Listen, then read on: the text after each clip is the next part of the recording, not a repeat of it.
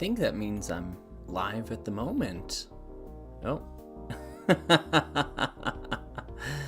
Instantly, hey?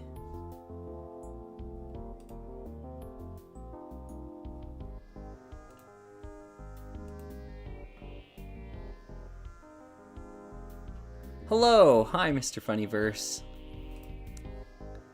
I don't know if this is gonna work. Yeah, we're back. We're not really back, though.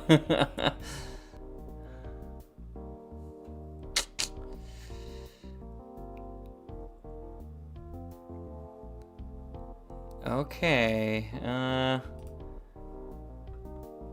I'm getting an error once again. Yeah.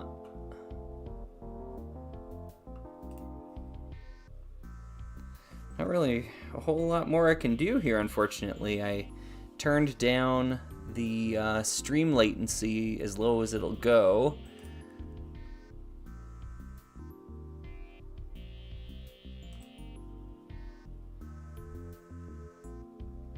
Or, I guess I increased the latency as far as it'll go, is what I mean to say here. Yeah, it says normal latency here.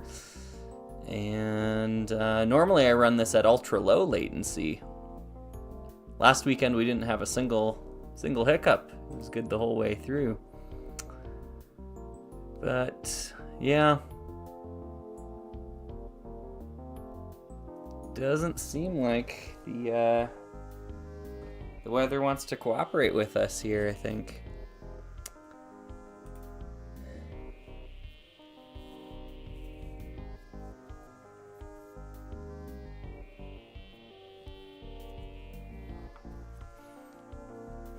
That's frustrating, yeah.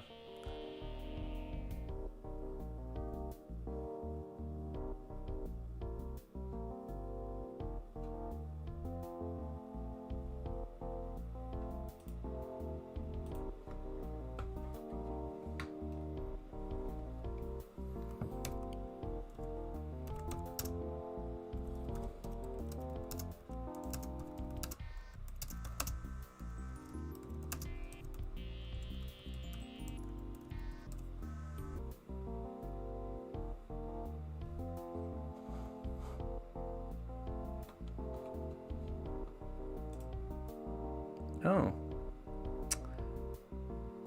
Well, what's interesting is now it seems to be working. Yeah, now things are stable.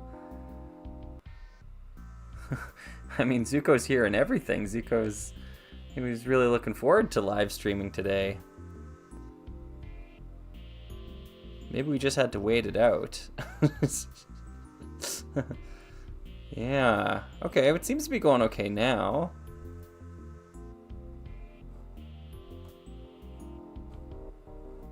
Alright, well, let's try to make the most of the moment, I suppose. We'll see if we can recover and keep it going, but yeah, this is Lego MyBot. This is a spin-off of Action Wheelers, which is a spin-off of Lego Duplo. It's totally bizarre, really, really weird set. Yeah, maybe it was Zuko. Maybe blessed by Zuko. Zuko joined us. And now it seems like it's working, so... All right, let's just continue. In order to get it into the stream, to get the state it's in right now, I had to set the latency quite long. Normally, I run my live streams at ultra low latency, so that the chat messages are popping up basically the instant you send them. They pop up on my screen as well, too. But with this at normal latency, it's a pretty significant delay. It's like 20 to 30 seconds. So if it seems like I'm stuck in the past responding to chat messages, that's why. Just as a heads up there. But I don't know. It seems to be working now. So fingers crossed. Let's just keep it going. Yeah. I guess I should probably put a new link in the Discord. Maybe Emma can do that. it's the emeralds here, but if at all possible, that's amazing. I mean, maybe wait 10 minutes though. Let's see if this is actually gonna work. but I appreciate that. Anyways, yeah, MyBot is the name of this, and I bought this from or off of eBay from the UK there, and it came with the box, which I was really happy about. It's not sealed or anything. I've got the parts in a separate bin, but this is the box for it, and I think it's so cool. It shows all the different features along the side here. I know Zuko's a big fan of the box as well. And on the flip side, oops, sorry, bumping into things here. On the flip side, we get the Just Imagine slogan, which is really cool to see. I think this came out in the year 2000, if I'm not mistaken. Not really seeing a date on the bottom. Yeah, 2000 on the bottom of the box there. It's showing you a bunch of the different models that you can build, all the different features. The really cool thing, though, and I know you won't be able to see this. I don't know, maybe you will. Let me just try zooming this in. I've also got the autofocus off on the camera today. Let me know if that looks bad or terrible or something. Let's see if I can zoom that in. Okay, what if I turn on the autofocus? What's that gonna do? I don't know if that makes it any sharper or anything, but you can actually see that this brick here, at least in person, is a prototype element because of the rough 3D printing that's been done on it. It's got all these like stepped sort of recesses in it. Like everything is really sharp and angular, and that's what they used to do when they were prototyping old pieces. But it's so big on the box here. It's like front and center, and it's like very painfully obvious that it's a 3D printed element. So all prototype pieces, as was typical for box art of the time. So yeah, I thought that was kind of neat. But you can also see here they've got the different smart tags, essentially. Yeah, that's basically what they are. They're the different smart tag elements. Oh, Zuko's walking in between the light and the camera. I'm not a big fan of that. Okay, but that's okay.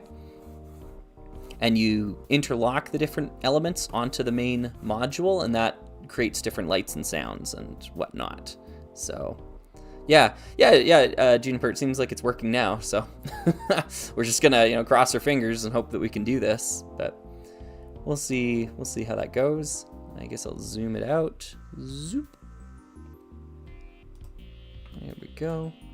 Like I mentioned earlier, folks, there's gonna be a significant delay between the chat and what I see on my screen, so don't be disturbed if it sounds like I'm talking in the past or anything like that. Yeah. So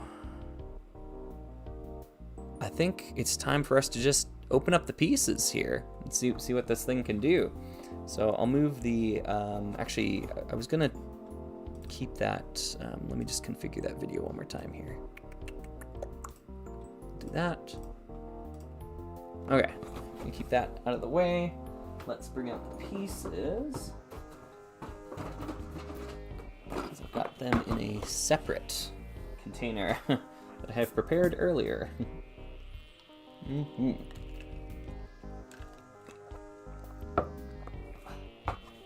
Okay, so probably the first thing of note here is the minifigure. Let me see if I can bring that zoom back in. Yeah, maybe we just keep it zoomed in. Now, is this guy in focus? Let's see if I can autofocus it again. Maybe that puts him in focus. It's tough to get this camera to cooperate with me. There's very few settings for it. So hopefully you're seeing that relatively clearly. But yeah, this is a very Major Kartofsky looking figure, right? Chrome helmet on the top there, which I think is really cool. Robotic detailing, like leg printing and everything there. Yeah, really cool minifigure for this set. And yeah, this is the titular MyBot, little robot. But yeah, I love the chrome helmet. Like that's super cool. That's a really neat detail for a Duplo figure to have. I think what I'll do here is I'll just keep them off to the side. This is the Tulo screwdriver, and it's a triangular shaped end on it there. And this is what's going to interlock with the pieces to kind of connect them. And you twist it in, and then it clicks when it's in the right spot. Yeah, so you need this to attach the elements Kind of. I guess I'll explain that. It's really a gimmick, but yeah, we'll get to that. There's all these different elements here. We got a bucket. We got some treads here for like caterpillar treads. These are in great shape. Sometimes with old sets like this, they start to like liquefy and the rubber returns to its natural state. These ones are fantastic. It's like they just came out of the box. So I got really lucky with this batch of rubber. What else can we look at here? I guess we have a bunch of really cool old dark gray pieces. Oh, Zuko. Oh, darn it. Sorry. You're gonna get them. No, sorry, buddy. You can't chew on that. That's, I had to move some of my audio equipment out of the way, and my headphones, like the over-the-ear headphones and the coily cable, and he's like, oh, I want to eat these, but no, I don't want that. Yeah. Oh, Menson was asking a good question earlier. He was saying, do you plan on making anything with this set after the stream? Yeah, I do. I've got a whole video planned talking about this. This is just kind of to demonstrate the tech and show it off on a quick and dirty sort of live stream. But yeah, there'll be a proper video made for this set eventually. But yeah, we got some cool crane arm pieces in here. These bricks are really interesting. They have all the different attachment ports on the side and the screw on the top there. I'll kind of show that off as we go. So there's 2 of those in there. Got a hook piece here. That's just like the bucket piece. Kind of attaches on. Kind of an interesting hose element. That's a Duplo anti-stud, and then it's got kind of a nozzle here that the minifigure can use. And we have a whole bunch of smart tags here, all these smart tag elements. Each one is basically a brick, like a 2x2, but then a little bit of overhang here on the front. I honestly don't know how they function. I don't know what makes them tick. Oh, I just figured it out. Nice. Oh, that's so cool. All right. So here's what makes them tick. On the bottom of each of these anti-studs, there's pegs, right? You see these little, there's like 4 pegs. And I don't know if I can rotate this. Yeah, you see how these 2 are sticking up higher than the other ones? You can't even see the other ones now, but you see these 2 sticking up there. These ones are like recessed, much lower.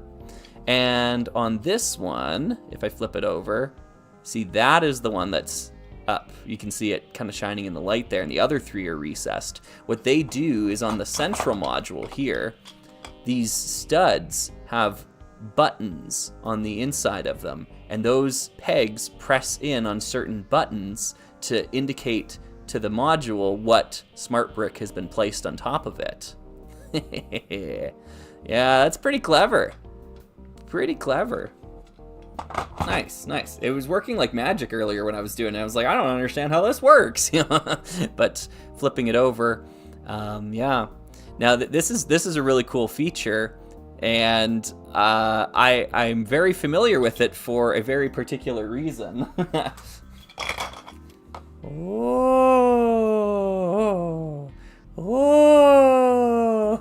The Keck Powerizer uses the exact same function. So on the top of the Keck Powerizer,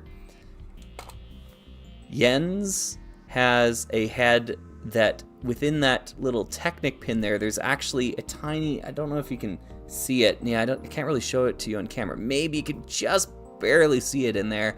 There's a little gray peg on the inside of his Technic pin, and every Jens head actually has this feature. You can just buy like the regular Jens toy action figure and just pull his head off, and when you stick it on the top of the Keck Powerizer, the inside of the Gallader joint there has a little button as well too, and it pushes down on the button. So that's how the Keck Powerizer knows when Jens's head is connected to the top of it.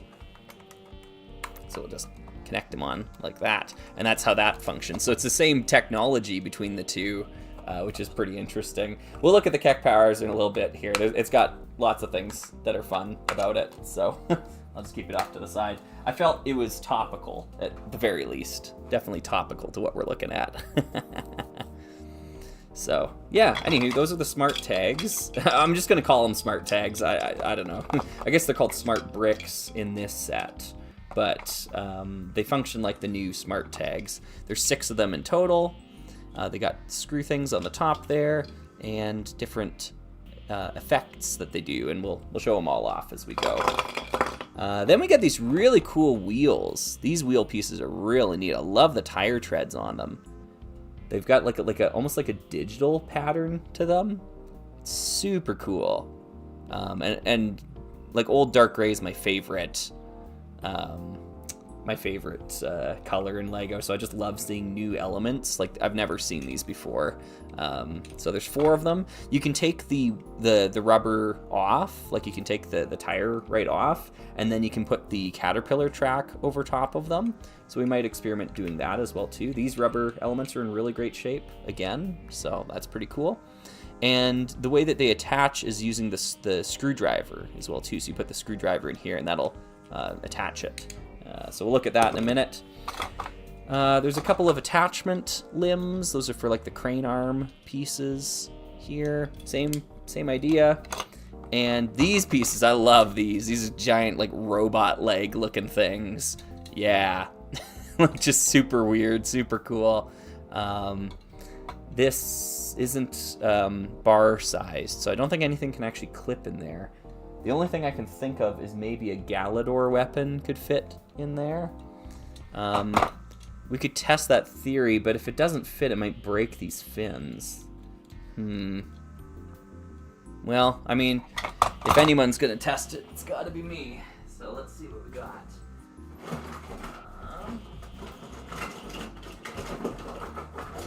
Alright. Always have Galador on hand. Euripides' staff.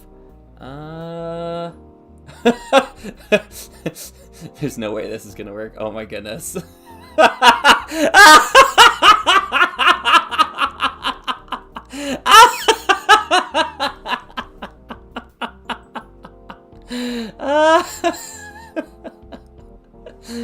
What? That's insane.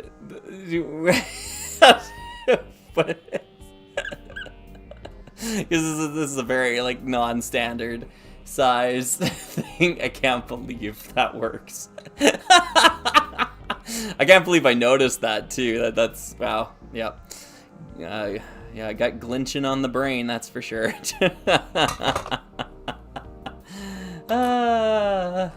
That's funny.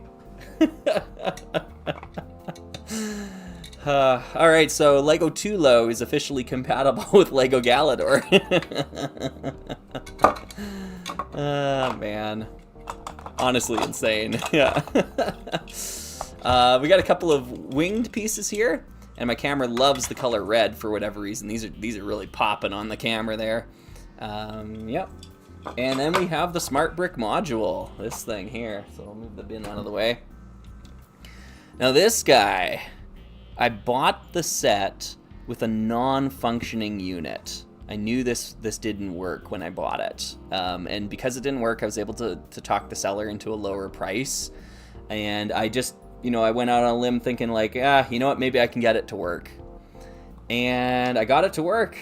So the way the battery compartment works down here is you got to press these 2 child-proof tabs in. And while you press those in, you have to push up with your thumb to release this battery cover. And then you have, you can put your AA's in there. Now, when I bought it, it was all corroded on the inside. It had a ton of corrosion. Batteries had leaked off and everything in there. So what I did is I used white vinegar and a Q-tip, or a few Q-tips actually, and I scrubbed it all out.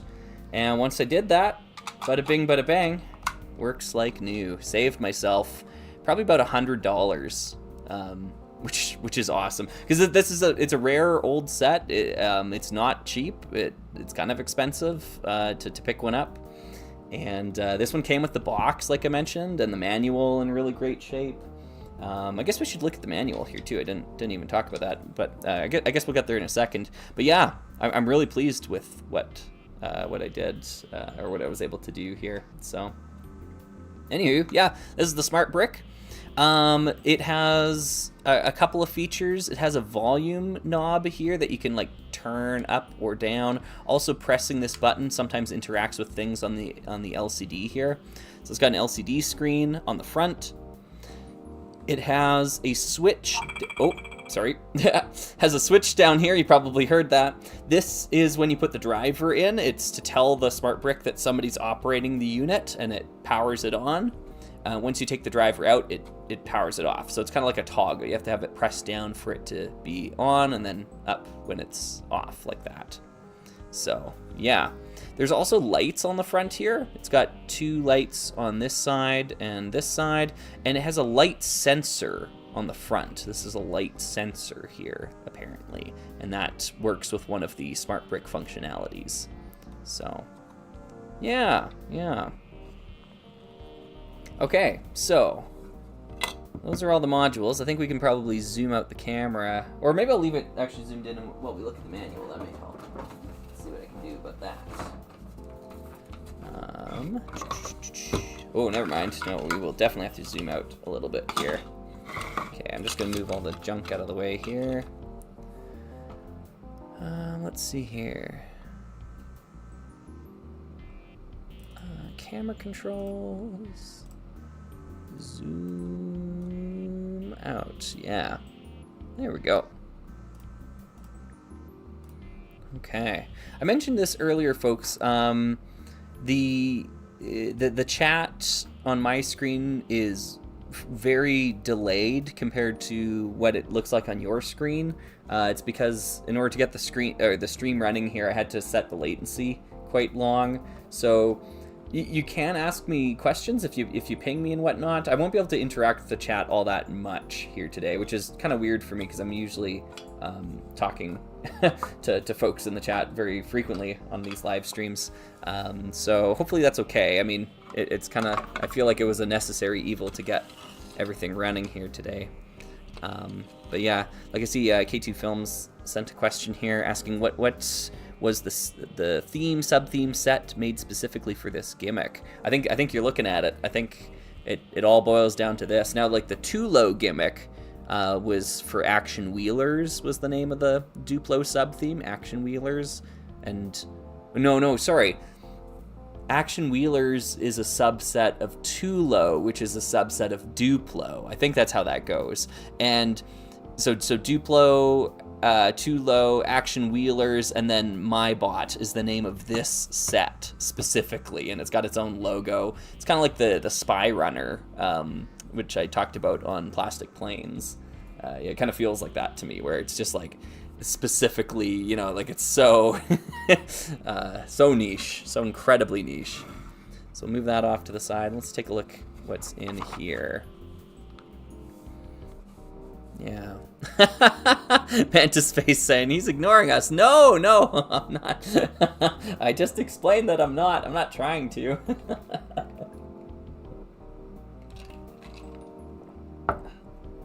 Okay. Talking about the smart bricks and the programming. I know the glare is gonna be bad. Whoops.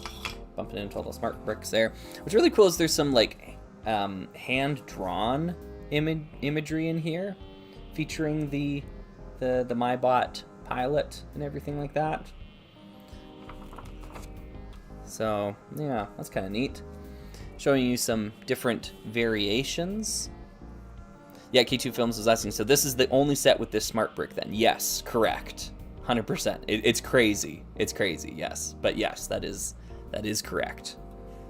You can intermix like this set with other Tulo sets like they show here. You can use the different elements with the screwdriver, but there's no other smart bricks to go around, as far as I'm aware. Yeah, I think that this is the smart brick set. There are no more. So, yeah. Pretty weird. But that is Lego at the turn of the century. Pretty weird. Mm-hmm. Those treads are the same as the San Terracava? I don't think they are. They seem thicker and different. Yeah, I don't think they are the San Terracava ones. I think they're Duplo exclusive. So here we have a fighter jet build, and here we have a race car build. Kind of shows you the inspiration. Here we have a twin shovel scooper walker thingy built. It doesn't make any sense. Again, prototype parts on display because we have these connector bricks that are in the set, but in the picture they're light gray, and then in the set they're dark gray. So thought that was kind of interesting to note there as well. Tons of ideas on what to do with it, how to interact with it, all these sorts of things. So thought that was kind of neat. This talks about how the bricks function. Like if you've looked into the new Smart Play stuff that LEGO's doing, this will sound pretty familiar. If the LEGO MyBot is left untouched for more than 30 seconds, the volume drops. That's kind of neat. LEGO MyBot switches itself off after being untouched for 5 minutes. So it's kind of got an auto shut-off sort of thing in there. You can change high or low volume, press and hold down the yellow button to change it. Random messages are spoken in the special MyBot language. Sometimes the driver talks to you, and it's the gibberish sort of language that the new smart bricks seem to be doing as well.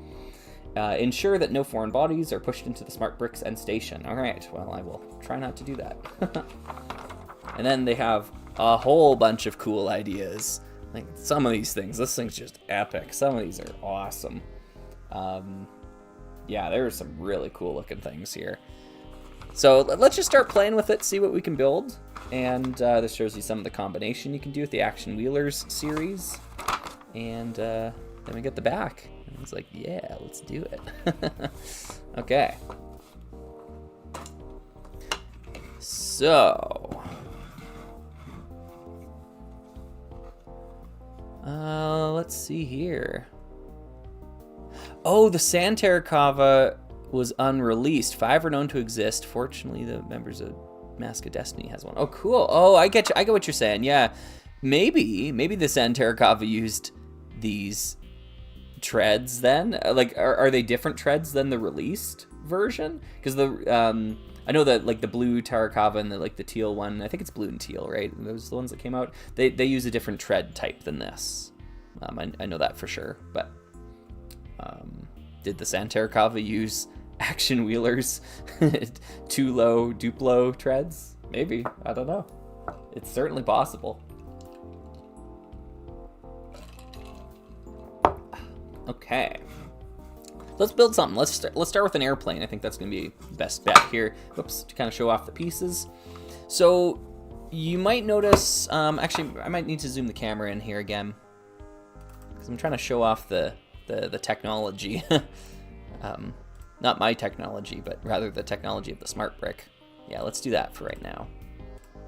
Just to kind of show how this all works. I played with it a little bit ahead of time just to make sure it all like functioned.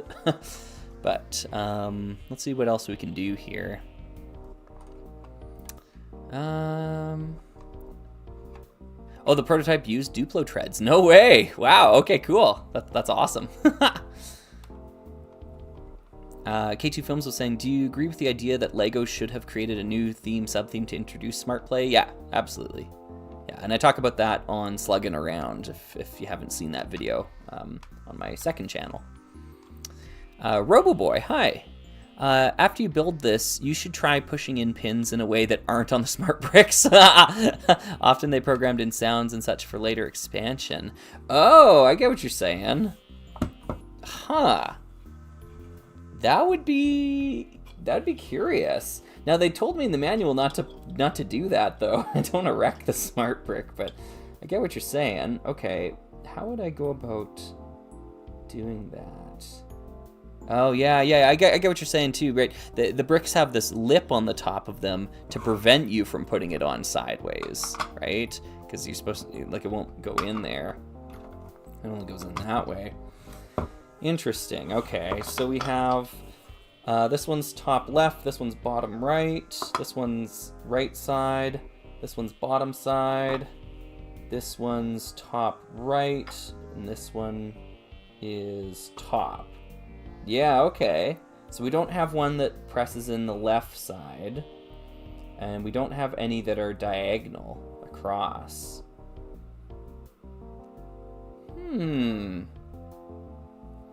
Curious. I wonder how I would go about doing that. They almost seem to be like regular bar sized. Let me just check that real quick here. Oh, sorry, I was counting them off screen there. Sorry. Got distracted. Let's see. Lego bar sized. Yeah, they are bar sized. Interesting. So that means, yeah, okay. Oh, yeah. Okay. Yeah. So I'm just feeling the membrane there. You can press in, and then it stops. So it is like a button, essentially. It's a button that's being pressed. Okay, so if I were to hold, like, I don't know, 2 bar pieces. Let's grab another one here. There we are. 2 bar pieces like that. Press them both in and turn it on. We might be able to see other combinations. Huh. Okay, well, we'll have to try that.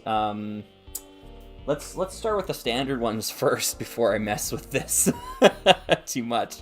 All right, so we'll get the smart bricks out of the way. That's pretty interesting. Now, this brick here, what I've done is I've placed it on right underneath where the screw thing is. And the idea behind too low, it's kind of like the gimmick of the series, is that you're supposed to use the screwdriver, the too low screwdriver. You're supposed to press it in, go to there, and then what you're doing is you're essentially screwing it in, and you keep on twisting until it clicks, and then it's secured. So it's kind of like a combination of, like, you know, the stud's natural clutch power, plus you lock it in place with the screwdriver. But as you saw earlier, like, you don't actually need to do any of this. Like, I can easily have it unscrewed, and it's not going anywhere, right? Like it's Lego, you know, you put it together. So it really is a gimmick in my eyes. Like, I just don't, you know, it's like Lego and Tinker Toys, like, kind of put together. But yeah, that's the gimmick. I guess for a kid that might be fun to do, to, you know, fix it and put it all in like that. But, like, yeah, same thing with the smart bricks here, right? You attach, like, a smart brick on the top, and you're supposed to screw it in place until it clicks and it's locked in. You don't have to do that, though. You can just take a smart brick and stick it on top, and it's fine. It'll still function. It works just fine if you do it that way too. So yeah, I don't know. I guess I get it. It's not really for me, but we'll play with it anyways. So there we are. We'll screw them in, lock them down. All right, cool. So we got ourselves a little airship here. We've got the gas gauge on the side here, and we've got the jet plane smart brick as well too. So it's going to think it's a plane. It's also going to think it has a fuel gauge as well. So now we're going to put the pilot in, and I'm going to try to show off the screen here, and hopefully you'll be able to see it. So we'll take our Major Kartofsky looking guy here, put him in a seated position, flip him around, and stick him behind the controls. Whoops, there we are. We're fueling up. There we go. So now it's reacting, and hopefully you can hear it. It's reacting to how it's being held. So right now it's in a dive position. It's really loud. Let me just turn down the volume. Oh. I don't know if you heard it talking there. So it's in a dive position, so it's making this sort of noise. When it's level, it does that. If I turn it to the side, right? There we are. And we're just about out of fuel. So now it says we're out of fuel. And if I hold down this button, I can gas it back up. And now we're in flight again. It sounds exactly like an X-Wing. That's funny. That's for him. That's funny, Lorem. That's good. That's good. Yeah. Smart bricks before smart bricks. Honestly, yeah. And all it took was a giant module. Yeah, so it flies around, makes the noises, depending on which way you hold it. It tries to reflect that on the screen. It's tough for me to show you that.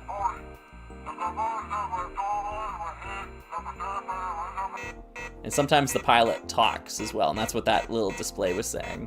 So I think what you're supposed to do is you're supposed to have the nozzle here for fueling up, and you stick it in here, and you gas it up, and then you're good to go again. How does it respond to being shaken in front of the Galador show? That's a great question. I think it downloads new programs onto it. All right, so let me show you this then. So I'll take the pilot out.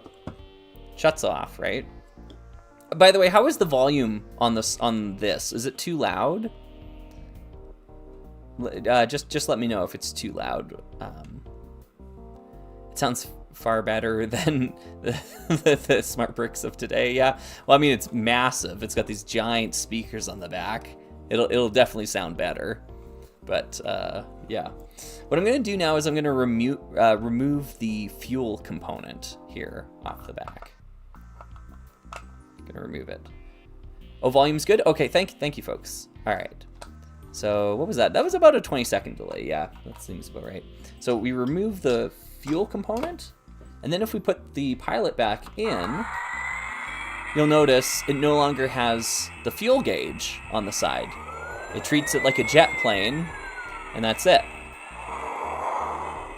So now you can just fly it around willy-nilly, and you don't have to worry about refueling or doing anything like that. So that was kind of interesting there.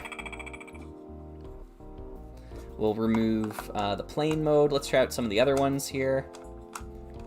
I think the plane has some of the best functionality, personally. Move those ones off to the side there.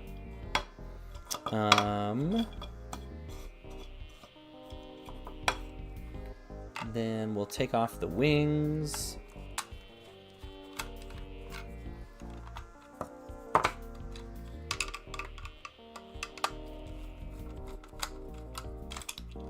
There we go.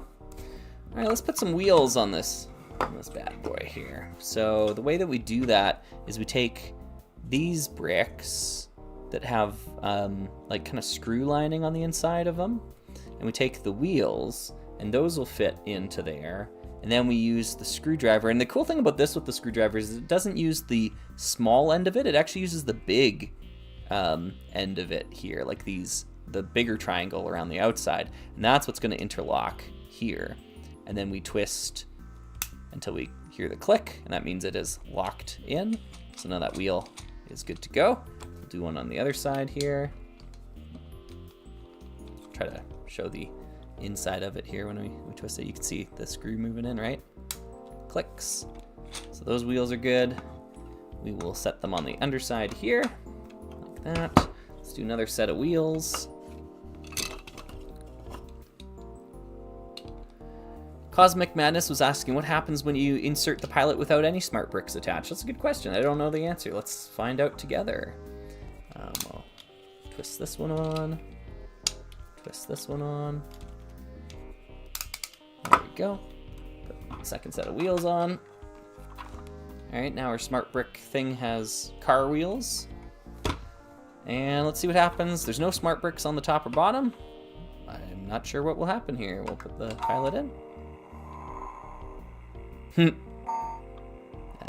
It's saying it doesn't have anything. You can hear it kind of like humming. Yeah. All right. Well, I guess that's what happens. It doesn't know what to think. What am I? Am I a car? All right. So we'll grab the car smart brick, attach that one on. I guess we'll screw it in too, just for fun.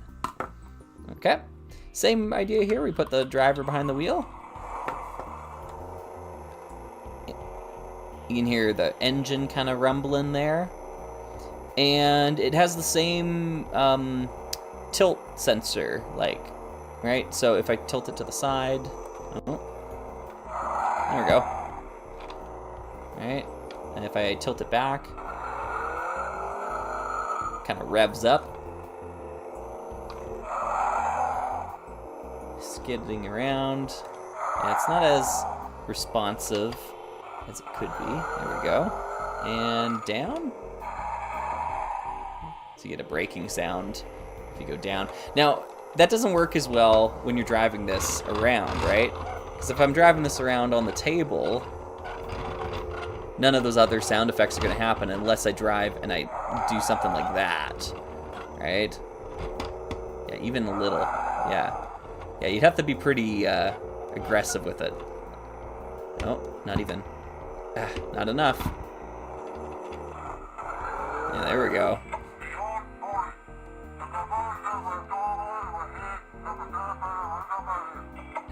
That's the pilot, or the driver, talking again there, giving us some chatter. And then, I think it's straight down. Yeah. Sometimes it doesn't want to go anymore. There we go.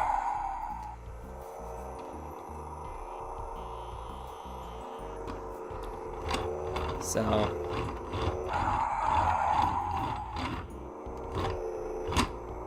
yeah, if we do it fast, yeah, it doesn't seem to want to. Yeah, no, I think it's still just yeah, it wants the tilt sensor stuff going. So, anywho, that's what we got with the car. You can, of course, put the fuel brick on it as well too, and it'll have a gas gauge that slowly goes down that you then have to fuel back up. So, yeah, that's what we got going on here with the car. The car's not as interesting, I think, as the plain one, personally. But even just having an engine sound just going that whole time, it's kind of neat. It's kind of neat. So we'll take the wheels off here. Let's see if we can do something else kind of wonky. We've got the Walker Smart Brick, which I really enjoy. I like this one quite a bit.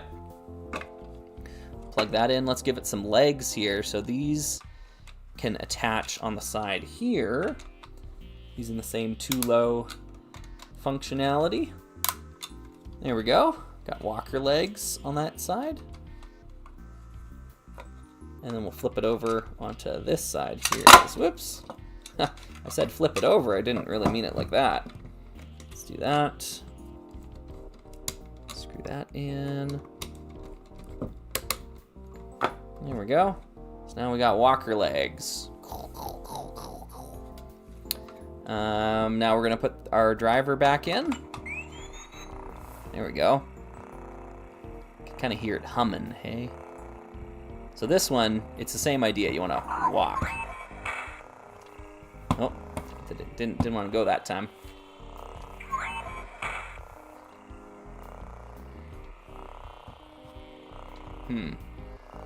Usually it's the same like tilt thing it wants to do.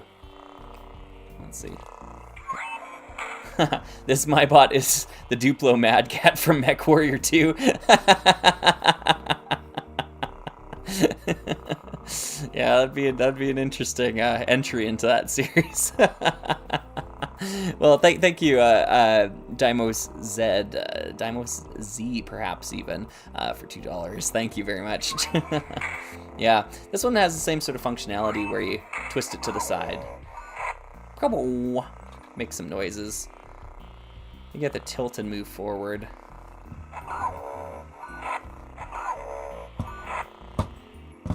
Yeah.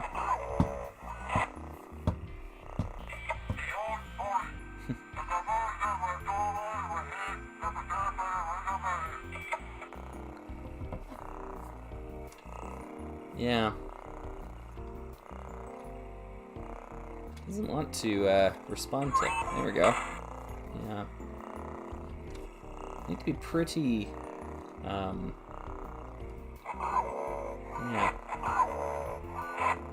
Makes different noises depending on the angle it's tilted. Like left and right seems to be the Walker legs. And then forward seems to be that, I don't know, shield sound? Yeah. And then backwards, does that do anything? Yeah, there we go. You can see the lights are on as well too. Yeah, they light up anytime the smart brick's on. Yeah. It's certainly not a very responsive system, but I'm kind of used to that because the Keck Powerizer's the same way. These sort of tilt sensors inside of them degrade over time as well too. Like they start to seize up. So I'm assuming it's not nearly as sensitive as it once was way back when.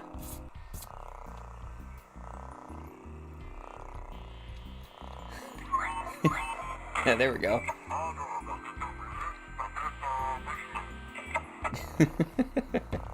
So anyways, yeah, this is the walker one. I like the sounds in it. They're just tough to activate. You have to be pretty aggressive with it. Yeah. It doesn't want to do anything when I do that. Or that. Or that. Oh, did one leg sound. But you can kind of imagine it doing it. Right, as it goes. Yeah. It does sound like Wally, that's right, yeah. Wally! Yeah, that seems pretty consistent. It seems like this direction's more consistent. There we go. Oh. Yeah. It does kind of sound like a lightsaber. That ambient noise. Whoom. Yeah.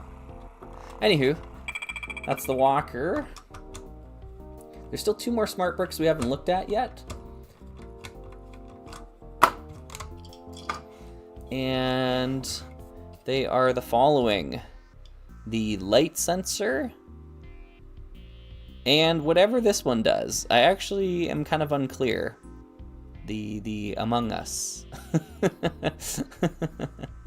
So let's talk about the light sensor first. What the light sensor does is it activates the light sensor thing on the front here, this little light thing where all the arrows are pointing to, and it gives you a number of lives on the inside. And what you're supposed to do is kind of battle it with other MyBots or something with a flashlight, because every time it detects light here, it takes off one of your lives off the top. So, oh, it's a siren. Oh, yeah. Okay, gotcha. I understand now. It's not Among Us.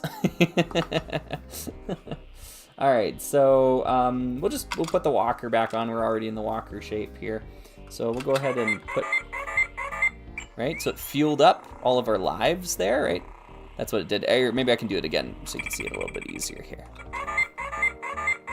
Yeah. And then anytime that we shine a light in front, it's going to remove one of those lives. We just so happen to have a light brick handy. That should be enough light. Let's see what happens. There we go. Nice. 1 life lost. Another one lost. Another one. Last one.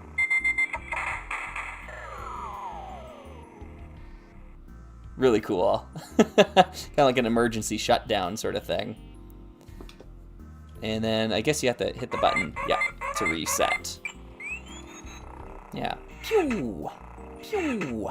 Pew! I love that display thing there as it's like exploding. That's cool. So it's kind of like a laser gun. Yeah, and it like honestly that's just like what they were talking about with like the X-Wing and the TIE Fighter gimmick, right? It's the same sort of idea where you can fight.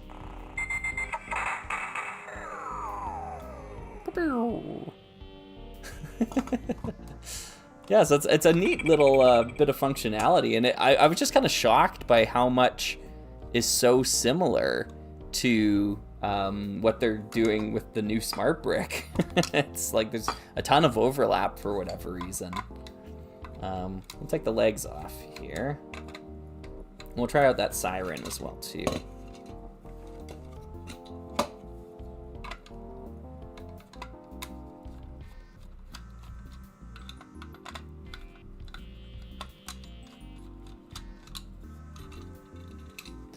Yeah, Juniper saying, cool play feature for any child rich enough to own 2 of them. Yeah, that's how I kind of feel about the Keck Powerizer as well, too.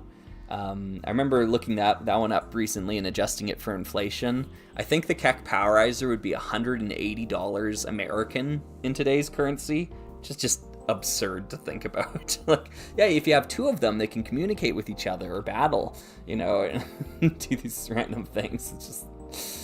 what planet was Lego living on? Alright, so we'll put the siren in, and how about the car as well too? We'll snap the wheels back on just for fun.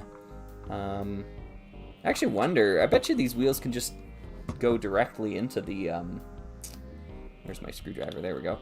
Directly into the frame. So we'll unscrew the wheel, screw it right into the frame. Yeah, why not, hey? Let's do that. We'll do that on the front side, and then on the back side we'll have the rear wheels augmented or accented, I suppose. So we can kind of make it like a dragster looking thing. Yeah, that might be a little too much. Is that gonna... oh, it's gonna roll! It is! Okay, good. There's enough clearance on the bottom here. That's hilarious. Alright, and then we'll put the spoiler on the back. Actually, that might not stay. Let's do this one instead. We'll put that fin there. Yeah. Let's just screw it in so we're good to go. Nice. All right, we are rocking and rolling. So let's see what happens with the siren brick now. So we'll pop this guy. Oops, there we are. So it's got the siren thing up here. I bet. Do I have to hold this? What is that doing? It stopped. Oh, there we go. Oh, it's really lighting up now. That's cool. Look at all the green. It's got green and red light here too. Okay, and I guess you just press it to turn on the siren. I don't understand how the siren knows when to activate. Do you hold it? There we go. Oh, I guess you hold it. Huh.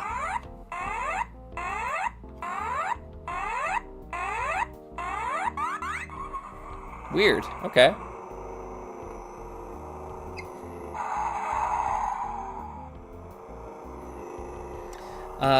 Let's see here.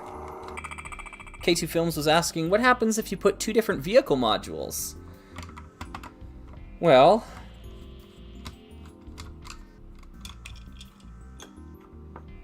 it rejects its previous self in favor of its new matrix. To quote a Star Trek movie. Probably inaccurately. So anyways, I've got the plane on and I've got the car on. And you can hear it's just a plane. It doesn't have any of the car sounds, right? Those are all plane sounds. So yeah, I did try that one earlier where I was trying to combine multiple smart bricks. If I put the walker here, we'll see if it becomes a walker or a car. Yeah, it sounds like it's a walker again. Yeah. So it seems to prioritize whatever's in the right smart brick position, although we can test that theory just by alternating these two and see if it's going to be a car, which is on this side, or a walker, which is on this side. That sounds like a car to me. Yeah, so it seems to prioritize whatever's over here first before taking into account what's over there. Wonder if it'll... yeah, okay, so lets me do that. Let's see if we can pop on the fuel gauge. Nice. Yeah, so you don't actually have to take the driver out to update the smart bricks. So that's kind of neat. Driving around. We'll take up some of the fuel. Whoops. Doesn't seem to want to do that for one. There we go. Yeah, that's the idea. Drive it around, do your thing. If you press it, you got a car horn button.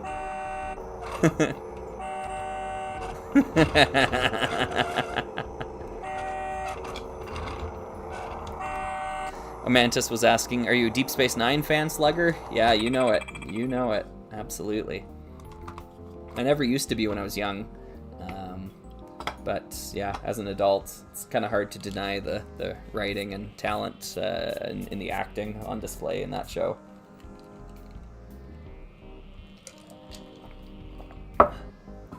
Okay. Let's see here. What happens if we don't have a vehicle module? We'll have the siren and, well, I don't know, the gas gauge. Yeah, why not?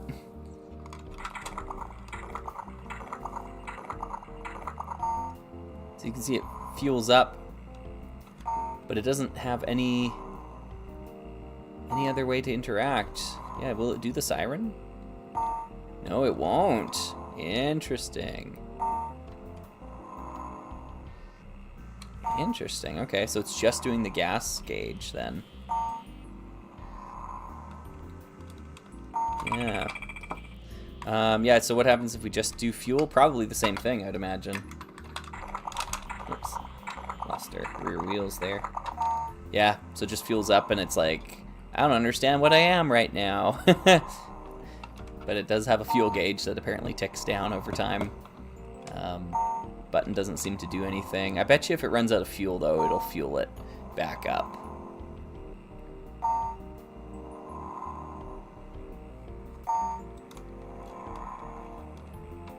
Yeah.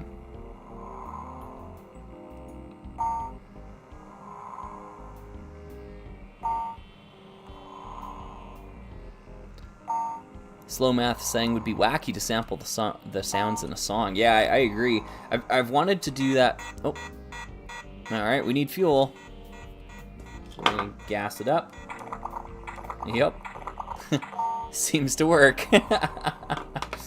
That's fun. Alright.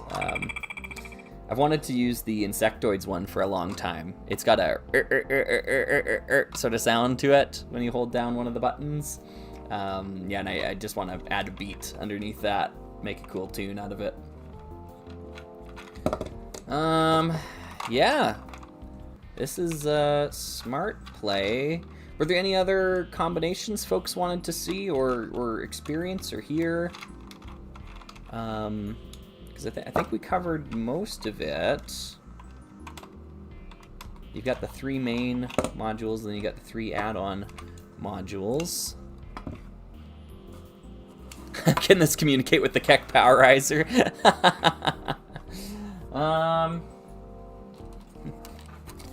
Let's see. Hello, hello, hello. No, I don't know. I don't know if they do communicate. The Keck Powerizer doesn't have any way to shine light out of it. That would be an interesting way to do it. But yeah. Not that I'm aware of. That I don't think they have any communication between them. We'll play with the Keck Powerizer here in a minute. I just want to see if anyone wants to do anything else with the Smart Play, the too low stuff.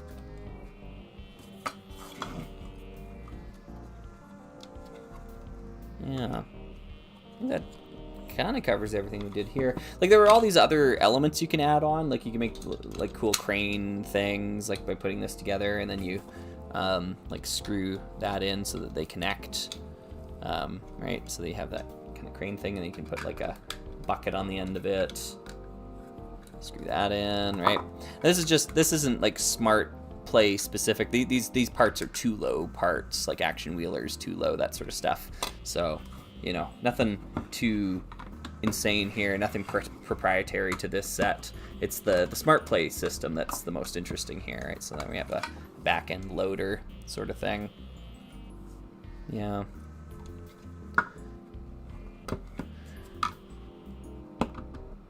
Does the Rock Raider's laser count as a smart brick?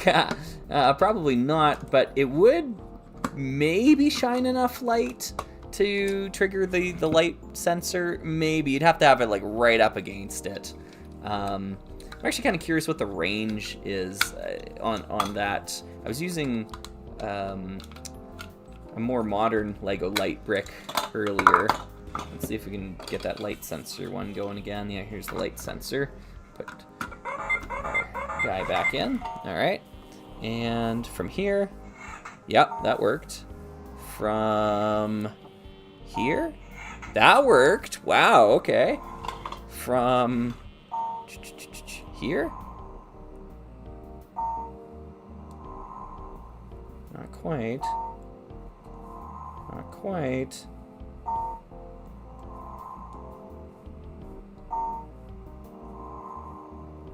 Maybe we've got it in too bright of a condition. Let's try from here.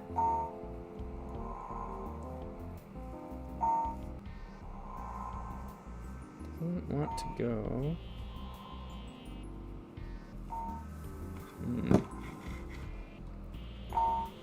Let's try that again here. Oh, he's talking to me. Oh. It's kind of tough with all the lights on here. Oh, you know what? I've got an idea. Here, let's shut the lamps off. Let's see what that does. Can it see that? Not quite. There we go. Okay. So, what's that kind of range? It's like the length of a 2-low screwdriver in a little bit. Everyone, just go grab your 2-low screwdrivers, and you'll be able to see how long that is. Oh, here. This is probably a little bit more applicable to everybody. Sorry. It's about the length of one Keck Powerizer leg. That seems to be the distance that the light brick will trigger. So just go grab your Keck Powerizers, everybody, and you can see that's about the distance there. Get the lamps back on. Good. Hopefully that was educational.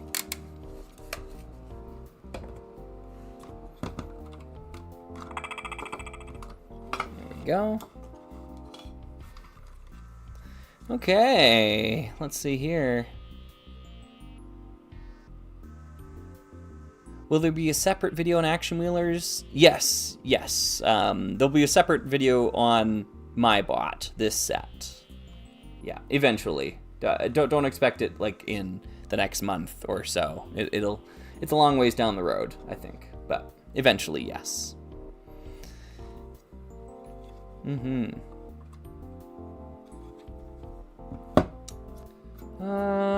Okay, so now let's try to hack the smart brick. So we're gonna try to trick it into activating something that may or may not exist. I'm just gonna flip these up so I remember what we have here. Let's make sure they're all on camera there. And we're gonna use Lego bar pieces to do that. Now before we try to trick it into doing something that may or may not exist, let's just try to see if we can actually get it to replicate something that does exist. Maybe I should use, let's use, I just want it to be a color that everyone will be able to see. Let's use these brown ones. Yeah. Oops. Okay.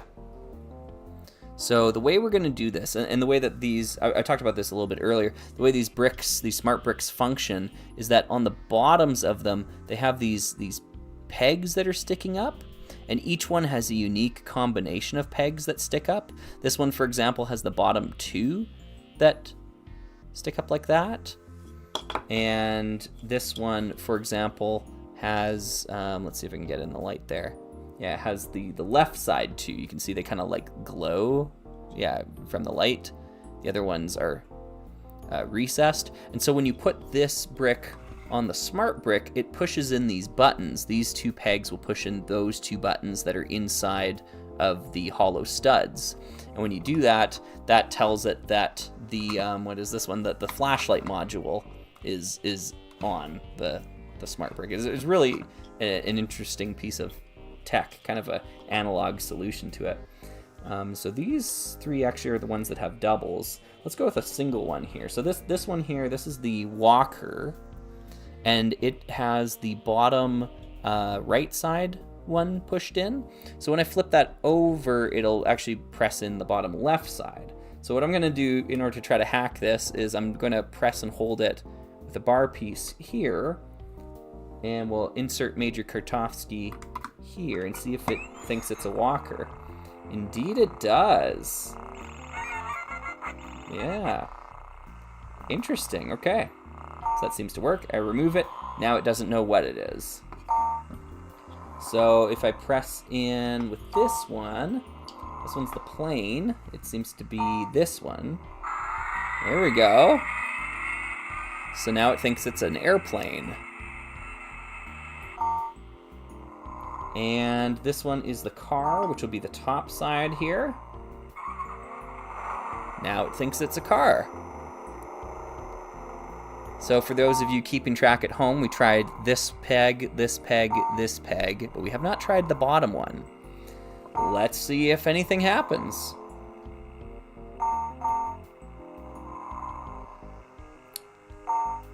Nothing happens. It did understand for a second there, right? Every time I press it, it makes that noise, but there's no module that corresponds with that. Okay, so no smart brick action for that one. Let's try hacking these ones here though. So the siren is the bottom 2, so we'll try that. That engages the siren, yeah, okay. This light brick one is the left 2. There we go. All right, it thinks it has the light brick attached. That works. The gas gauge is the top 2. All right, it's fueling up. Thinks it has that one engaged. And then that means that the right 2 are is the last thing to try. Yeah, unfortunately, it doesn't seem like it has anything programmed for that either. Let's try some diagonal combinations. Nothing there. Nothing there either. We could try 3. I can try to get all 3 here. One here, one here, one here. I'm very doubtful though. Yeah, doesn't seem like it wants to do that. Oh,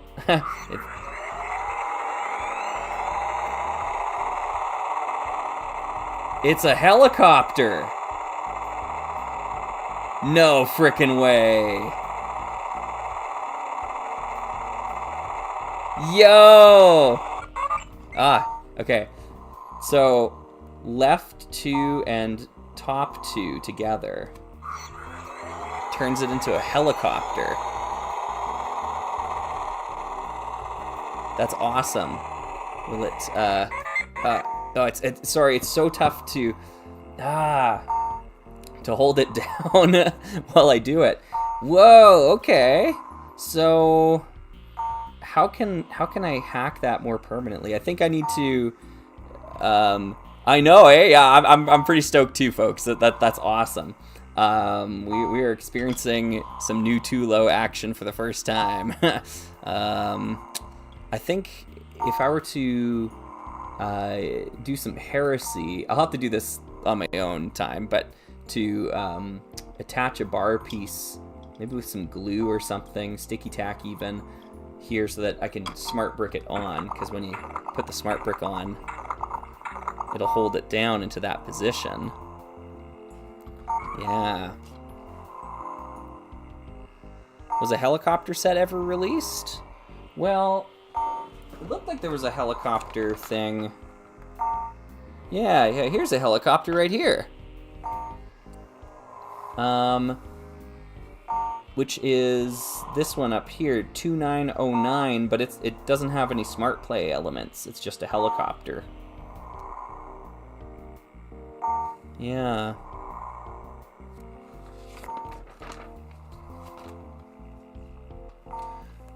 Oh. 2946 is a set? What is 2946? There was another set like this? What? All right, let me grab my, here, sorry, I'll take the pilot out for a sec. 2946.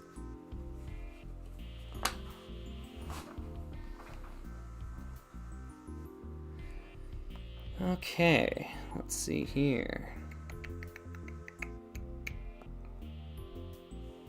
Lego 2946. Oh, it is. Oh, cool. Okay. Yeah, there's an accessory pack. What? Since frickin' when? Man, do I have to track this down now too? Gosh darn it. Okay.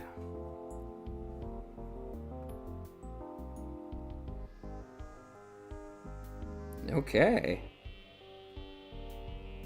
The MyBot accessory pack.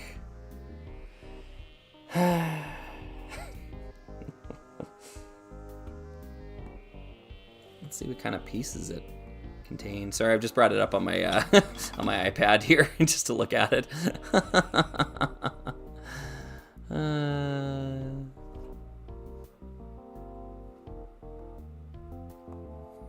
What year was I born? Wouldn't you like to know? Bricklink, wouldn't you like to know?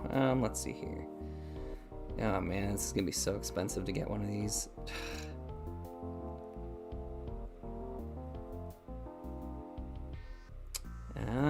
Okay, so it's got a propeller set. It's got some chrome pieces, that looks awesome. And a screwdriver sound thing. Huh. I wonder what the screwdriver's for. So it's got two new smart bricks in the accessory pack. One of them's propeller sound and one of them's a screwdriver. I wonder how we can activate the screwdriver. Let's see. The impending video now gets longer. Yeah, darn it. I don't know how I'm gonna get my hands on that. That thing looks rare as heck. Okay, so this one was the helicopter.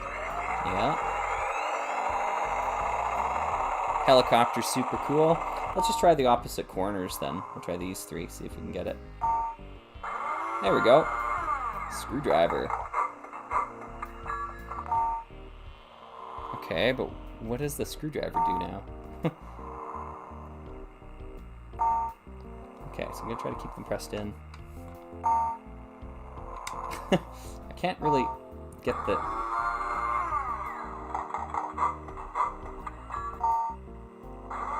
Whoops.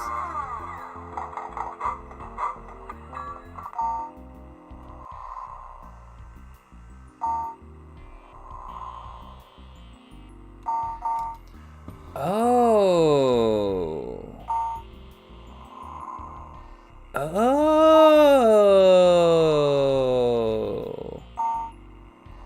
That's a good point, Petsy. How can I do that? Bricks that have axle holes. What kind of bricks? Yeah, like...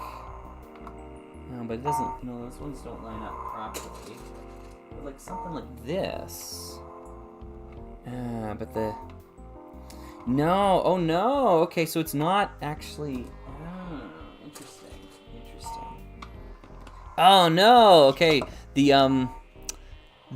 anti-studs are too thick. Because normally, like you know, System and Duplo are compatible like that. But these ones aren't.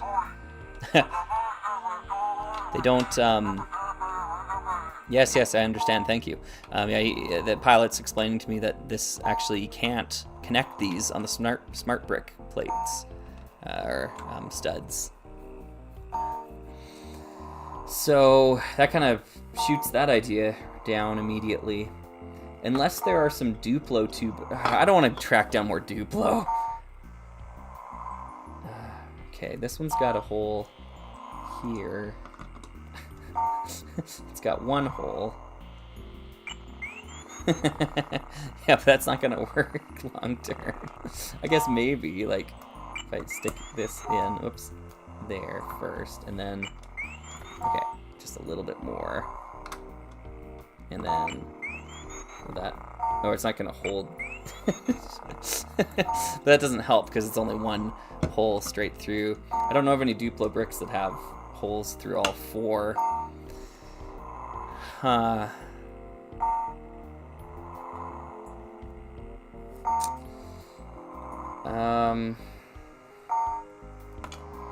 Technic pins. Oh, that's an interesting thought. I actually have a bunch of those just sitting around right here. Oh my. Oh my. You might be cooking with fire here. Yeah. Okay. Yeah. Okay. We're rocking in the free world here, folks. Let's see. There we are. Okay. So we're going to hack the smart brick system. Let's just make sure that's gonna match up. We're gonna make ourselves a little helicopter here. All right. That should work. So this should be helicopter mode.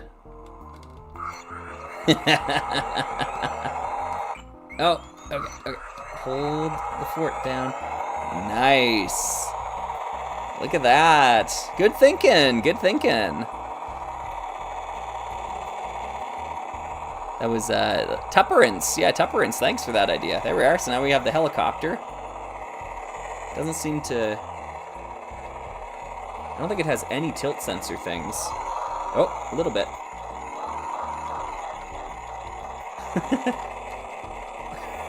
Just violently shaking it. Okay, maybe a little bit. Free DLC, yeah. Oh yeah. I hope the LEGO group doesn't see this live stream. It's gonna get demonetized, you know. That's awesome. Okay, cool. Alright, so we take that one out. Let's put in the screwdriver again. And actually, let's get the screwdriver combined with something, because there's got to be something that it does. Alright, so we'll put the jet plane on. I guess the jet plane's kind of noisy. And there we are. Now we have this... Whoop. It's tough to... Okay, now we have the screwdriver in.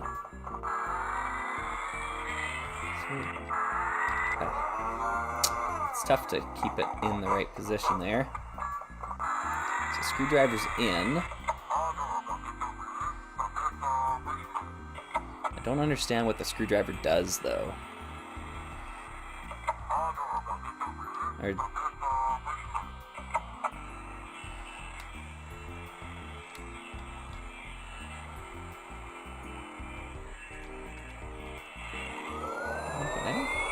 It's making the flying noises again. I just don't get what I'm supposed to do with the screwdriver. What happens if I press and hold here? It just talks to us. Oh! Ah! It's broken down, and so now I have to go and I gotta go fix it. There we go. I understand now. That's cool. That's cool. So it just adds a here. Okay, let's. All right. It's so noisy. I feel like I'm shouting over top of it. It adds a sort of ticking timer to it, the same way that the fuel one does, where the fuel one ended up. Yeah. And then eventually you've got to gas it up by pressing the button on the back again. The screwdriver one seems to do the same thing. It just has a little screwdriver in the engine over here, and then once its invisible timer ticks down, the vehicle breaks down, and you have to go and you got to hit the button again to fix it, to put it back. So yeah, that's kind of fun. We can test a few more combinations just in case there are a few more to go. We'll put our pilot back in. So we did, this one's the helicopter. This one is the screwdriver. Let's rotate it one more time, see what this one gets us, if anything. Oh, this one's the screwdriver. Okay. What's this one then? This one is nothing. And what's this one? This one is nothing. Okay, there's only one more thing we can test, and that's all 4. Which will probably open up developer mode. Alright, so all 4 of them together. Also nothing. Okay. Okay, so I gotta go get the accessory pack. That's annoying. The MyBot accessory pack. Like how many sub levels of development are we in then, right? Because it's Duplo, Too Low, Action Wheelers, MyBot accessory pack.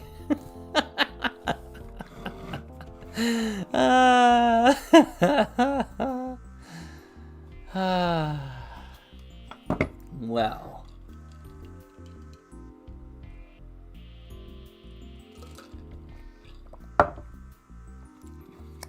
That's just prime.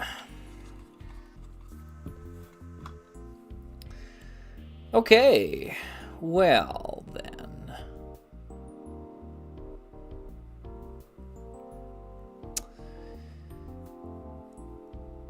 Yeah, I agree, Emeralds. Strange that they didn't program something for all possible combinations. That really limits what more they could do with it. Yeah. Yeah, I guess they just planned on having just a couple of things, and then that was that. Yeah.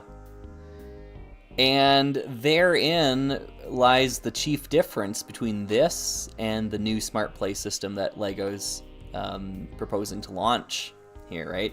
Because without a synthesizer on the inside of this, you are limited from the point of manufacture. Like once this thing was made, it was already obsolete essentially, right? There was only so much you could do with it. They had to program all this functionality in ahead of time. But I guess the idea with the new smart bricks is that you don't have to do that. It's a synthesizer, so it will make generic sort of plain noises if you give it the generic plain sort of programming, right? It's like giving it commands as to how to operate the synthesizer. So it reminds me a lot of like MIDI music, like MIDI, if folks are unfamiliar. It's basically a set of instructions that are then relayed to your synthesizer or whatever sort of audio program you're using, and then you can it tells the synthesizer what to do in that moment, and it's information that's being sent that isn't audio information that is then creating audio information later on. It's a neat way to program things. It's kind of old school, but has seen a larger resurgence in modern years. So yeah.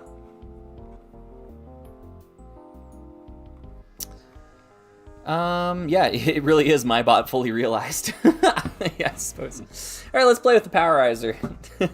Did our SmartBot thing. I'm gonna have to zoom this out, maybe. No, actually, because you'll need to see the LCD on the back here. So the Powerizer, like, honestly, is kind of even more limited than the MyBot experience. The Powerizer is interesting, but like there was no way this was gonna catch on or be a good idea or anything like that. So let's power it on. The Powerizer doesn't have as much volume as well too. So maybe what I'll do is I will mute the background music so it increases your chance of actually being able to hear any of this. So we power on the Powerizer. Corium activated. I'm ready. I don't know if you can hear that, but he says, Corium activated. I am ready. And Corium is a power source in the world of Galador. So these are the different games and things that you can play. You just cycle through until you find the one that you're looking for. And the way that these work is with the arm sensors and the tilt sensor inside of it. So this one here, you can see it's changing each time because I've actually unlocked 3 different levels, and so you just wait till it goes to the level that you want, and you hit select. Staff strike. So this says staff strike, and what you do is you then stretch the arm out, and he makes that noise. This is like a play game. It's not really like a game. You're not actually doing anything in this one particularly. It's just a sound effect generator. So if you're playing with him with your other action figures and you want him to attack, he attacks, right? Pew. Circuits recharged. Yeah, so he says, circuits recharged, and he fills it back in down there. Yeah, so that's the idea with that one. He's got other sounds that he makes there, like a Telekinesis power. telekinesis power. That's the same sort of trigger. He just makes different noises.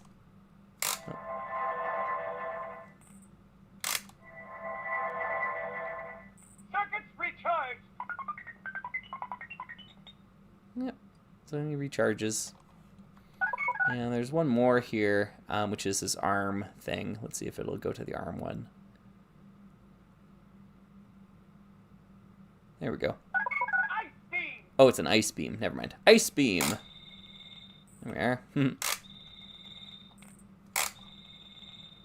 Circuits recharged. Ice beam. Yeah. So anyways, those are those ones there, just sound effects. I think this is a sound effects one too, if I'm not mistaken. Activate grapple. Yeah, so he's got activate grapple. Yep. So, just making noises. You can do it with this arm too. Okay. Yep. Circuits recharged. Yep. And the idea is the more times you play with it, the more things will unlock. Also, you used to be able to unlock games by interacting with the Galador website, which no longer exists, and watching the TV show with your Keck Powerizer on it. There were certain audio signals that were sent in the TV show that would unlock new things in the Powerizer. I haven't tried doing that yet. I have watched most of the show, though. K2 Films was asking if I've watched the show. But, yeah, most of it. I don't know if I've actually finished it or not.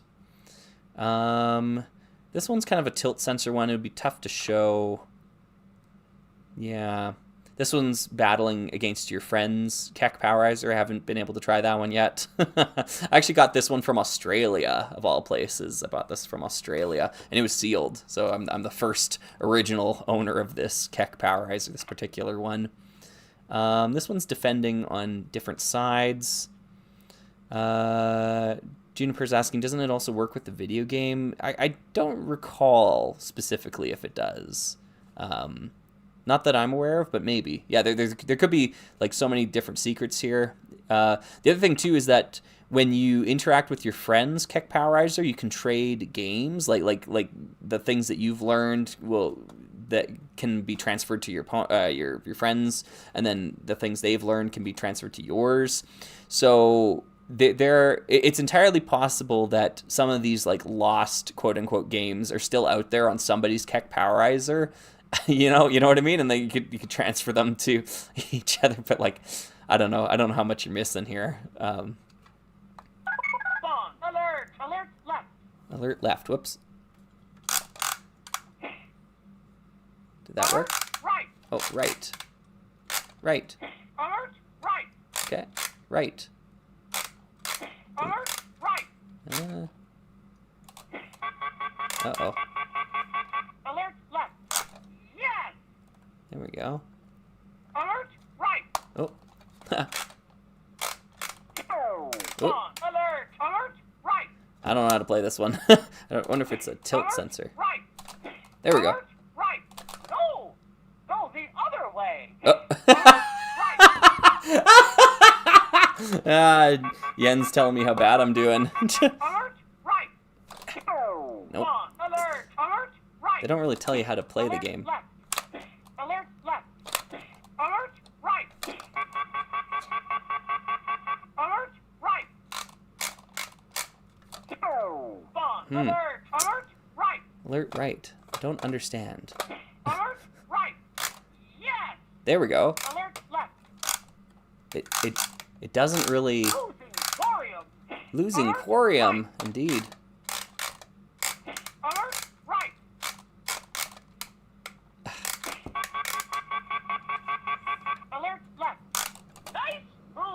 There we go. Left.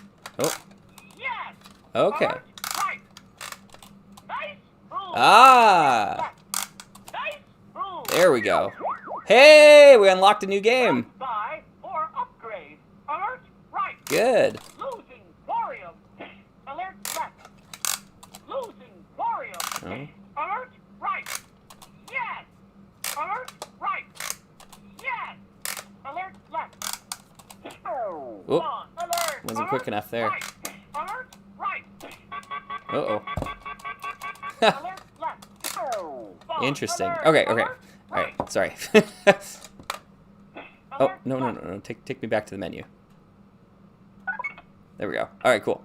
Nice. That's cool. So I think what that one was trying to trigger is you had to have the arm sensor extended and the tilt sensor going at the same time.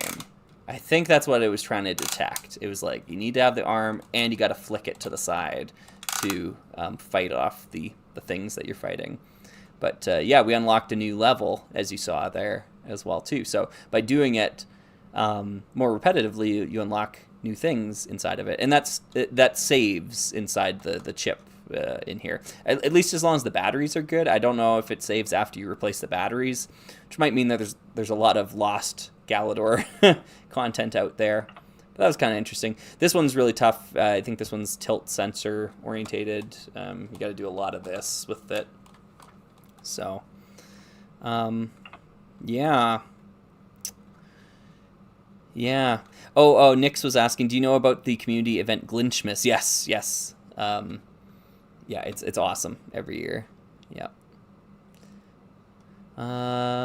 Does the voice change depending on the head used? Yes, it does. In fact, the functionality changes depending on the head being used, and I'll show you that here in a sec. I feel bad for people who paid full price for this.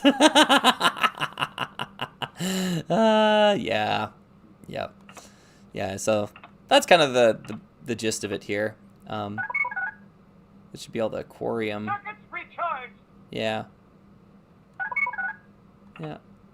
Keeps your aquarium stuff up. I don't pretend to understand everything that's happening here, but yeah.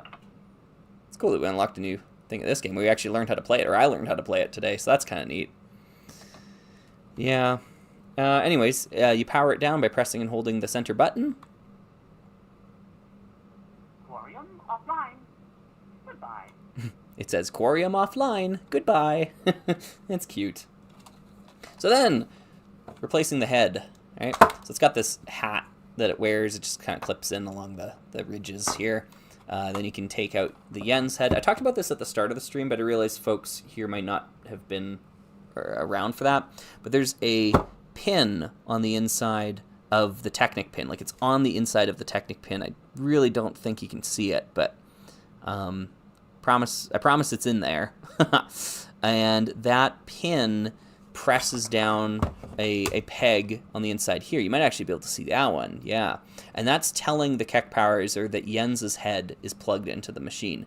Now, the cool thing about this and the forethought behind it is that, at least in my experience, any Yen's head will do. They all have this pin on the inside of them. So, like, Yen's just off of the store shelf or whatever, out of his own set, you pull off his head and you can stick it into the Powerizer, and it'll work. I'm going to test that theory here, actually. Let me just grab a Yen's, since I've got one. Nearby. There we go. Ha. This Yen's has been doing some glinching recently, trying out some new legs, but yeah, here's Yen's. Whoops, sorry, didn't mean to bump the mic there. Here's Yen's here. He's got the peg on the inside. I can see it from here, and we'll just pop his head into the Powerizer. There we go. You don't need to put the hat on. It's just cosmetic. And then it should power on saying it's Yen's. Aquarium activated. Yep. I'm ready. Here we go. Yeah. We're right back to it. Aquarium offline. Goodbye. Alright, so we'll shut him down again. Take off Jens's head. And the only other one that works is Gorm's. Gorm's head will work. Oh, sorry, I didn't turn the background music back on. Oh, I guess I don't need to yet. Yeah, we'll do that in a sec. So yeah, Gorm's is the only other one. I think he's got a peg on the inside of his head as well too, but it's pressed, like it's at a different level. And so when you put Gorms into the machine, now it functions totally differently. So we flip it around, we turn it back on.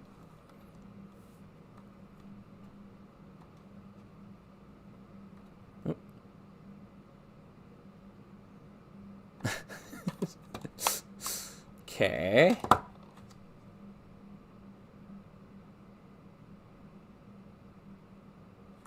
Alright, by totally differently, I meant it doesn't function at all, actually. Let's just put Jens back in there. Oh. Aquarium activated. I'm ready. That's weird. Aquarium offline. Goodbye. Why is it acting like that? This should have worked. Alright, let's get Gorms back in there. Yeah, Gorms is in. Okay. Let's flip it around.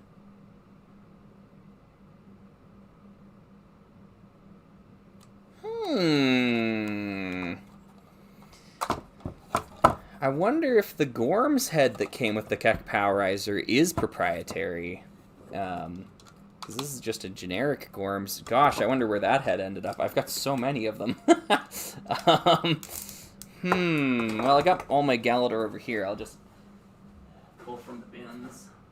See what we can find.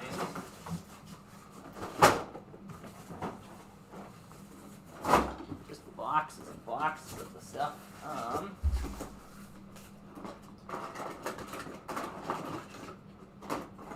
Here's one.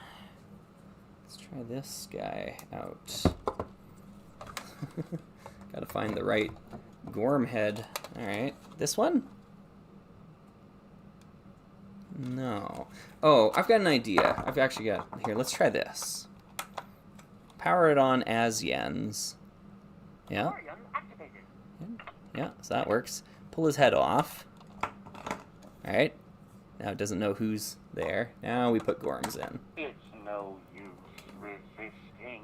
There we go. So that's how it functions. Okay, I didn't realize you had to do it while it was on. So now it's Gorm. And he doesn't do anything. There's nothing here. The only thing he does is voice lines.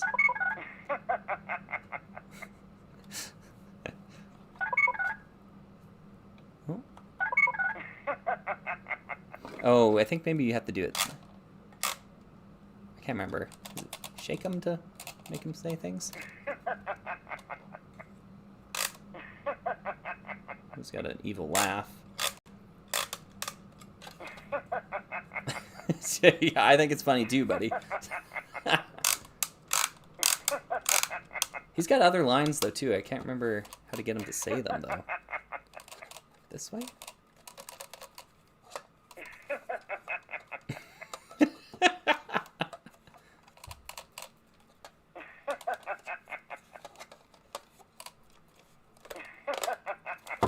Yeah. Laugh all you want. I must return to my lair. Here we go. Okay, so you have to scroll to... No! Ooh.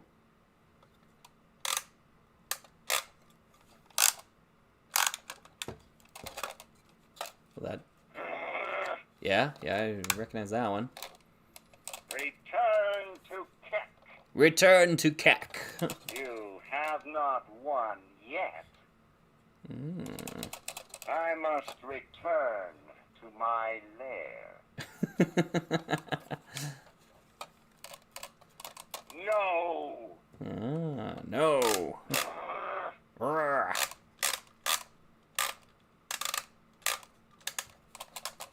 Return to Keck. Return to Keck, okay. Oh, there we go. Different one. Lucky move.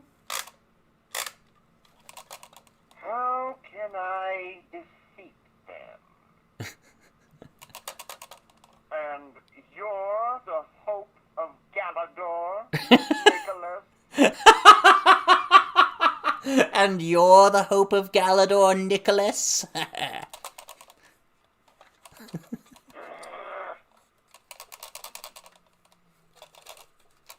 This is more fun than destroying realms.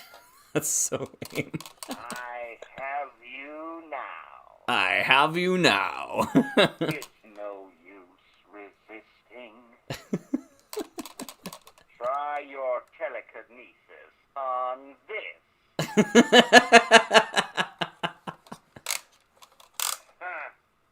Your eyes mislead you. Just where I want them.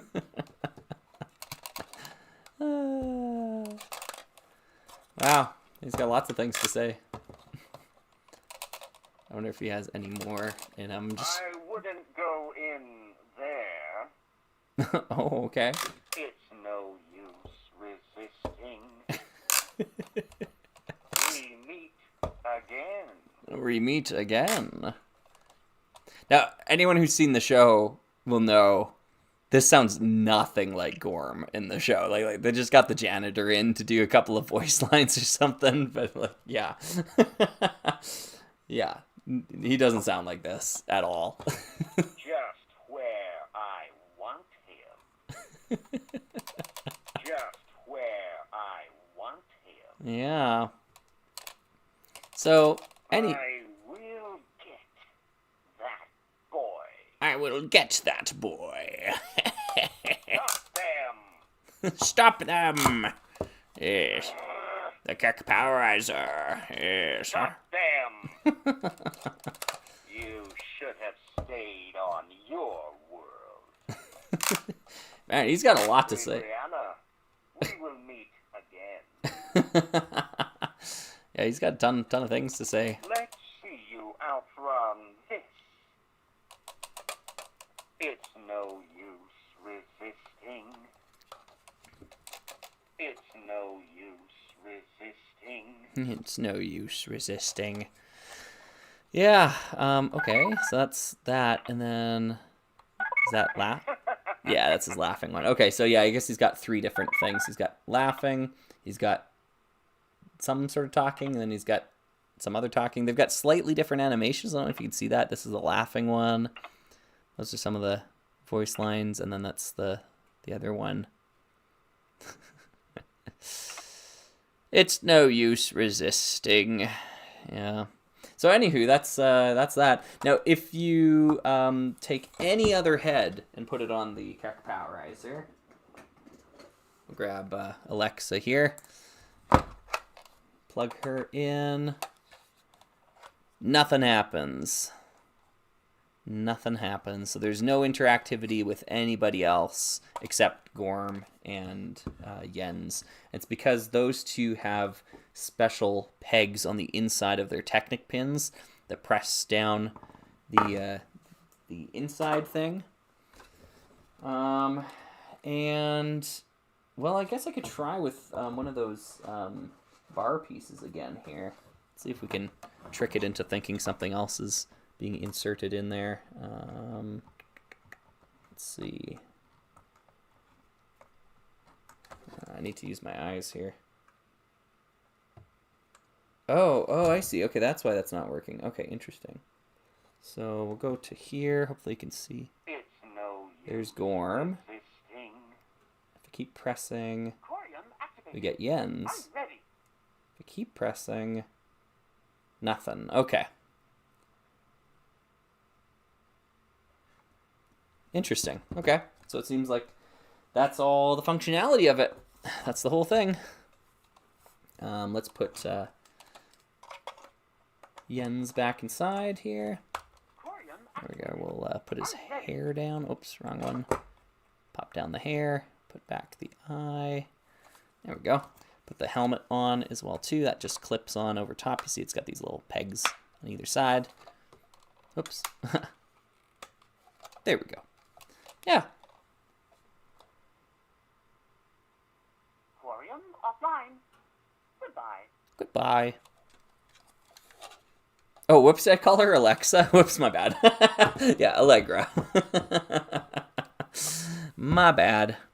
What about Evil Nick? I have tried it. Lego Man Arthur, sorry. I have tried it. Nothing happens. Yeah, and as you can see, when I had that peg in there, that kind of explored all the ranges of possibilities. There's just nothing else that could be done with it. So, yeah. Hey, that's the Keck Powers, and that is Lego Smart Play before Smart Play. Yeah, we made quite a mess here. I need to clean some things up. How's the stream going? Like, is it still functioning there for everybody? Let's just zoom out real quick. Is that still working? Seems like it is. Let's see what the stream health is. Stream settings, analytics. Oh my goodness, there's like 100 people watching. Okay, well, we should probably build something then. Yeah, we'll switch over and do some building.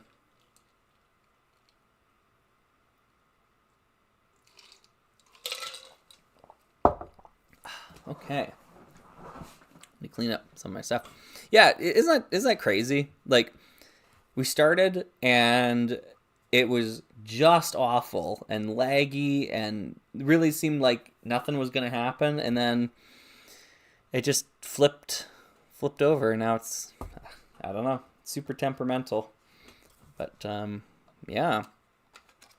So anyways, I'm going to move the Keck Powerizer out. I think this is my hero Gorm. So I should take that upstairs. Oh, what I mean by that is I have I've got so much Galador that I've gone through and actually picked out like which ones are the hero models, meaning like those are the ones that the camera sees, and those ones are up in my bedroom. I just keep them up on a shelf all together. Some of my only Lego on display actually is Galador. And then the rest of my Galador parts, they end up in a bin all together. And yeah, they're there for any of my friends, like kids, when they come over. You know, it's a great toy. They build all sorts of monstrosities. So much, like, I don't know, like cool things, right? Actually, you know what I bought recently? Let me see if I can grab it. Yeah. Okay, that's one of them. Where's the other one? There we go. If you could. That's what this reminded me of here. I bought a modern Lego dinosaur thing, like from one of those Jurassic Park sets or something like that. And I don't know if folks recognize how Galador compatible they are. Gonna have to really get in there and, you know, hack off the limbs. But yeah, these are Galador compatible joints, right? So yeah, this should fit on the end of a Galador limb if I can get it there. Yep, there we go.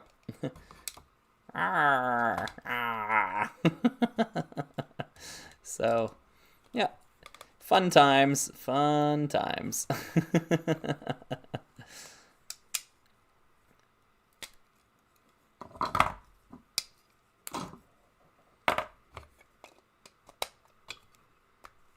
Yeah, so anyways, this dinosaur, oh yeah, the tail's Galador as well too. So you could swap it out and add like a mechanical tail to the end of it. Oh, I should hit the, sorry, it's probably pretty dull. There we go. Now that we're not playing with the Powerizer anymore. Yeah, so that's our, some of our Galador stuff.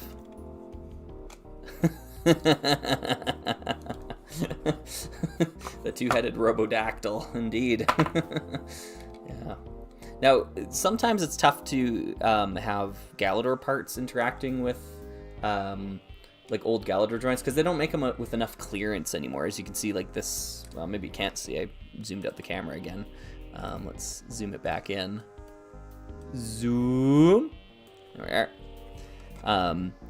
They don't make them with enough clearance anymore to get into the socket properly. Like, so this like will sit there, but it's not actually locked in. It's compressing the Technic pins. Whereas like the older pieces, you see they made them with like a ton of clearance, so you could always get them into the socket all the way. And that seems to be the major stumbling block of most what seemingly are Galador compatible pieces. Like these T-Rex legs won't work either because they're too flush. There's not enough room for that to fit into the socket. unfortunate. So a lot of the Galador compatibility is one directional. It's like Galador pieces work with modern sockets, so you can do fun things like that, or like this.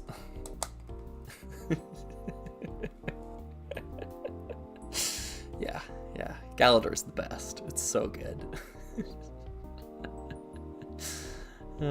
Yeah. Do you have any 2001 dinosaurs? Oh yes, got them all. Got them all.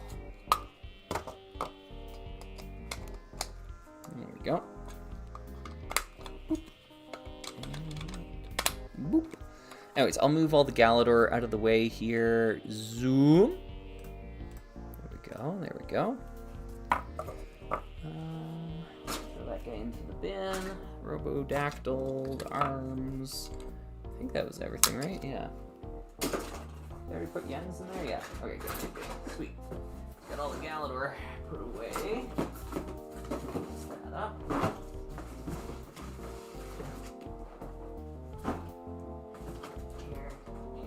Here. They live in some cardboard boxes in my basement. And all the Tulo stuff. We'll put it back in the bin where we found that from. And then I guess we should decide what we're doing next.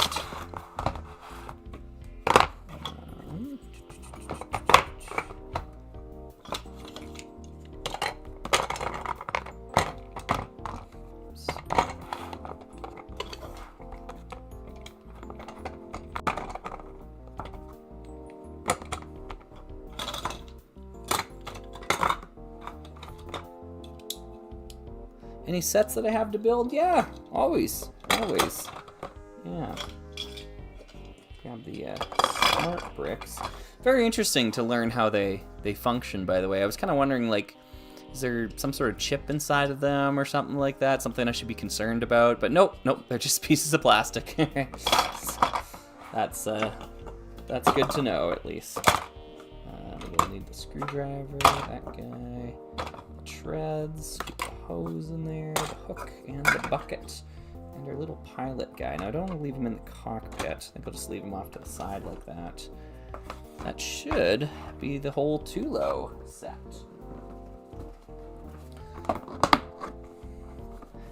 Let's grade some magazine, yeah. Oh, man. Yeah, that poor magazine. I actually don't know where I put it. Oh, I see. It's up against the wall there. Yeah, last time we were together. Let's grab it here. We were looking at this guy. This book of retro Lego sets magazine, and we were going through and taking a look at the Rock Raiders article that was written in here, talking about some of the beginnings of the theme, some of the history behind it, linking it to Aquazone and whatnot, looking at some of the stuff in here. And one of the things that we took away from that, this article in particular was pretty good, but one of the big takeaways was, like, there's no sources being cited, anywhere in here, which was unfortunate. But yeah, we looked at this last weekend. I did learn in the meantime, however, that this author, I was talking to Brandon McGinnis a little bit about it, but the author, Daniel Konstanski, is the same author as The Secret Life of Lego Bricks. So that actually adds a lot of credibility to what they're talking about, because they have worked with the Lego Archive team before. So some of this stuff could have, sources that are legit. However, we were also looking at some Lego Space write-ups, and those were, here we go. Those were a little less legit. Now, I've got my lighting set for, like, building right now, so it's, like, blowing out the colors and whatnot, but we were going through it, we were marking it up, writing in the magazine, like, source, speculation. So anyways, if any of that sounds fun, you want to check out the live stream we did last weekend, because we did this in the second half, probably around the 2-hour mark is where I would start looking for that. Yeah. So, anywho, I did, however, since then, I looked through again, and I actually found, maybe it's earlier in the magazine. Yeah, they do have some LEGO Space stuff earlier in here about Blacktron and Space Police 1, Space Police 2, Ice Planet, M-Tron, Unitron, Spyrius. They talk about some of that stuff. So they get up to 1995 here with Unitron, and that might be interesting to go through at some point. The thing is, it's more of the same. Like I mean, it's just more stuff that isn't properly sourced or is incorrect. Yeah, I mean, the first sentence of the Unitron thing is already, I already have issues with it. The inhabitants of Ice Planet didn't stand alone against Spyrius, however, as Unitron was introduced in 1994. Oh, that's kind of correct. Okay, yeah, I guess the monorail came out in 94. All the other sets came out in 95.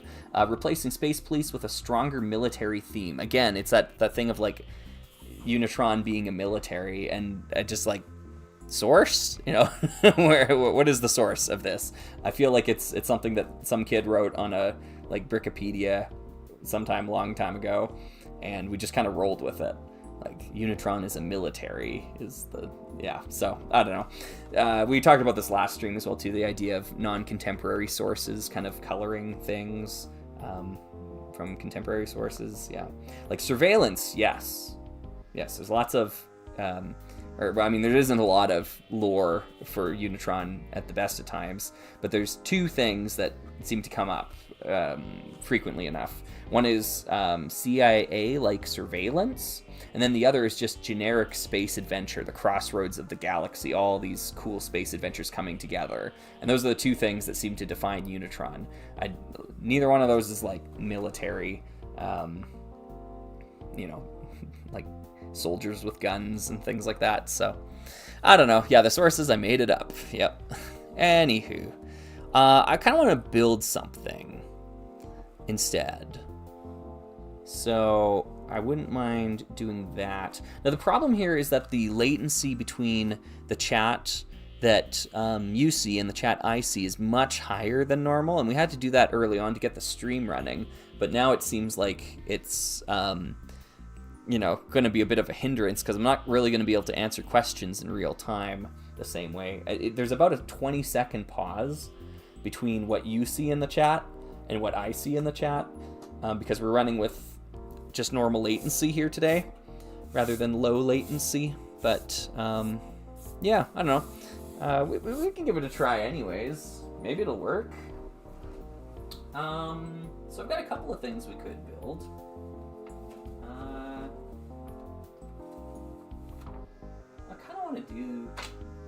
I kind of want to do this one actually. Yeah, let's do that. We're just talking Unitron. Let's do some Space Station Xenon today. So we'll change the nameplate. Oh, not the nameplate. What is it called? The stream name. Yeah. Let's do some Unitron. 1793. Building 1793.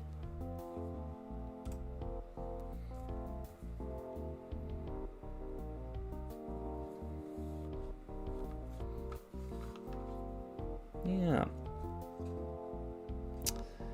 Let's see here. K2 Films was asking, did you look at the Unitron magazine, the one about them being FBI, CIA, NASA? Yep, I've seen that one before. Yeah, I'd seen that even before that last stream. Yep.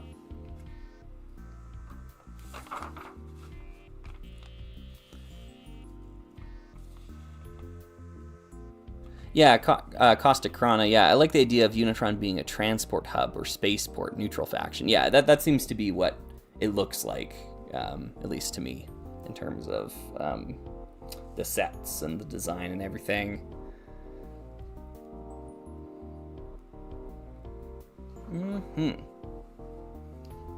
Let's see here. That's the bag. I think it's got everything we need. I hope so. Ooh, I hope I've got enough of those in there by now. If not, I'll have to track one of those down. Let me grab the base plate too.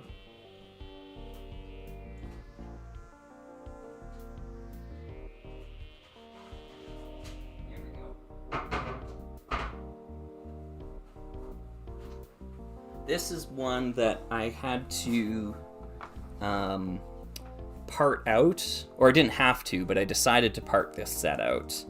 And in doing so,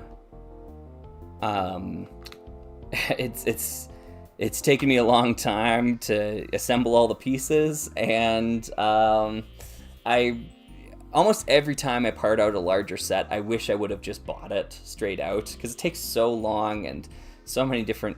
You end up looking for all these little specific parts, and some of them are really expensive. And yeah, I just feel like, man, if I just bought this set flat out, it just would have been so much easier. So yeah.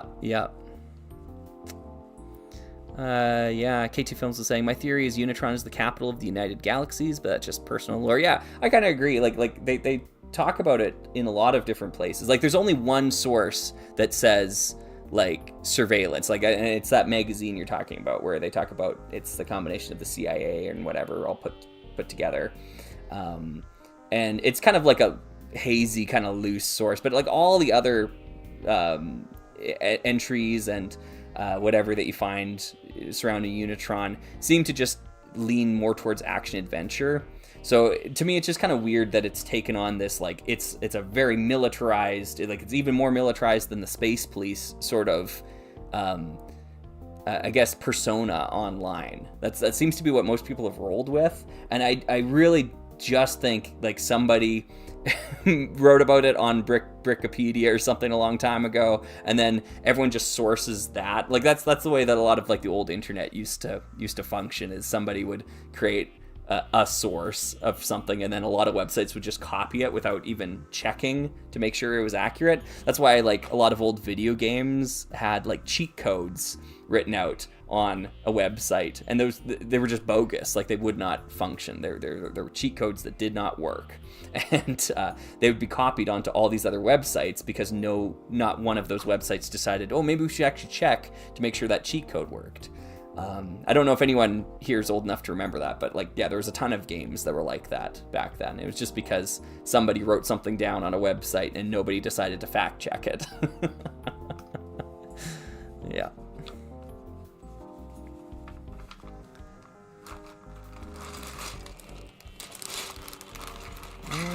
Let's see here. So I've got those parts on the side. This is telling me what I'm missing out of the set, so we'll see.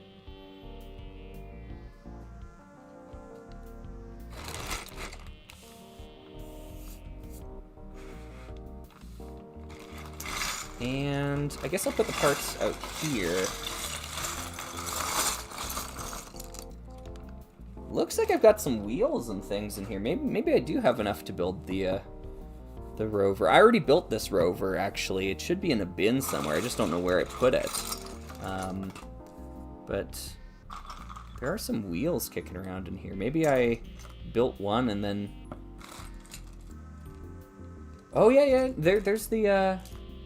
Did I take it apart? Maybe I did that. It's been a long time since I put this together. I must have. You know what? I bet you I did, because I was like, oh, I should build it all on stream. That's why I haven't been able to find it. It's because I took it apart. Okay. So I guess we're going to do this then. There's all of our transparent pieces. So right off the hop, and maybe what I'll do is I'll zoom in the camera to kind of show some of these really expensive pieces. There's not a lot of them, but there's one. There's definitely one in here. All right. There we are. Let's zoom in for a sec. This is a really cool mold. It's a rare mold. They didn't really use it all that often. But it's like got this lip to the top of it. You know, it's 2x2. It's got a thing on the bottom here. It's just a strange piece. And this is one of the only times it appeared in this dark blue transparent color here. And yeah, this set contains 2 of them. There was, I think, one other Futron space base that contained them as well too. I've got it up on the shelf over there actually. But yeah, it's a really neat element, and these pieces aren't expensive. They'll cost you like a couple of bucks, but they're just rare. It's tough to get a lot of them. But yeah, this rover design is really cool. It's one of my favorites in LEGO Space, I think. So anyways, there's these pieces, but the real big ticket item here is this stupid thing. I bet any of you folks that are a little younger have probably never even seen this piece before. It's kind of like a yoke sort of thing, and it's got 3 tabs on one side and 2 tabs on the other side, all in old light gray. Came in 2 sets, this set and a pirate ship set, or an Imperial ship, I think. Yeah, so this piece alone is about $40 Canadian. So it's kind of an expensive piece. And what they would use it for is like on the mast, midway up, they could add components to either side to kind of hold the sails, I think is what it was used for. But yeah, tracking one of these down was stupid. I had to actually get this one, I think it was from Sweden. I ordered it in, and it was part of like in order to help justify the shipping, I bought a bunch of other sets too. And then when the sets arrived, they were all horribly yellowed. So I had to ship them back. Like I refunded them. It was a bad experience. Just a bad seller I didn't want to deal with ever again. But I did get the piece that I needed out of it. So yeah, here it is. And you folks watching along might also remember I did a live stream over the summer where I bought a bulk lot, and in that bulk lot I was able to find some pieces of Space Station Xenon, and one of these elements was one of these. So I actually have a second one. Yeah, here it is. Let me open up to it. There we go. Look at that. Got a second one there too, so we can actually build 2 space rovers. That might be fun, actually. I'd have to track down a lot of extra pieces right now. Maybe we'll do that if there's time afterwards. But yeah, very excited about that. Because this space rover is really cool. I like this one a lot. So we'll just start piecing it together. I might just keep the camera zoomed in like this for right now. Because then you folks will be able to see what I'm doing a little bit easier, I think. Apologies from Sweden. Thank you. It's the Swedish ambassador on this live stream. Yeah. Yeah. I really should have known better by then. Like it's honestly on me, because I've got a rule, like that anything older than 1990 I will not buy online. Like I refuse to, because the part quality is suspect. Like they're old enough that most of the grays are probably starting to yellow. Like the whites are definitely yellowed. I need to be able to inspect those pieces in person. And I had that rule at the time. Like I knew it going into that interaction, but I still decided to go for it anyways, and I got burned. I shouldn't have done that. And honestly, the year is probably moving up. It's probably closer now to like 93 or 94. I won't buy online. Like I won't buy Ice Planet sets online now. I think it's too risky. Got to buy those in person. Anything that uses white.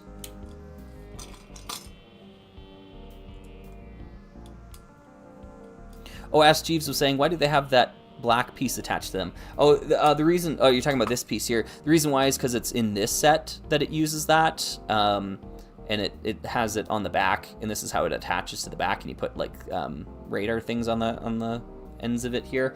And I just haven't unhooked it because I don't want to break these little tabs here. I don't think it will. But yeah, I've just kept them both together. And the other one I found in the bin like that too. It's just because in this set they have this black piece attached to them. So yeah, I just left it the way it is. Better safe than sorry. But yeah, anyways, this rover is really great. I love this one. We just got to find all the pieces for it and put it together. It's got a really interesting way of adding bulk to it. Because right now, it looks pretty typical. Like this looks like something out of Ice Planet. It uses the same Ice Planet wheels, except in black. And it's 2 studs wide, like a lot of space rovers are. So it looks very, very typical at the moment, but it won't when we're done.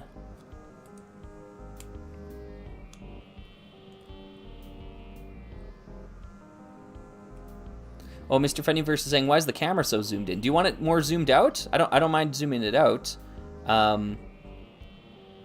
Yeah, actually, I guess I'll ask folks. Do you want the camera zoomed out, or do you want it zoomed in?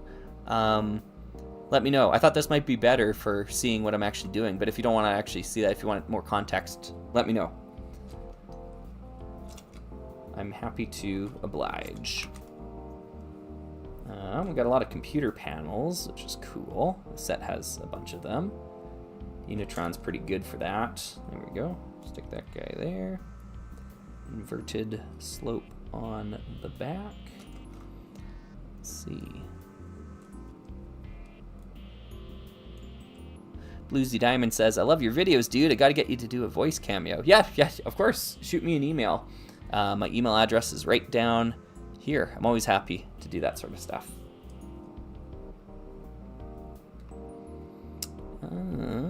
Need a fin thing. I like it zoomed out personally to get a bigger picture, but if that's what you prefer, then really no big deal. Okay, thanks, Mr. Funnyverse. Yeah, I'm happy to zoom it back out if folks want it zoomed out.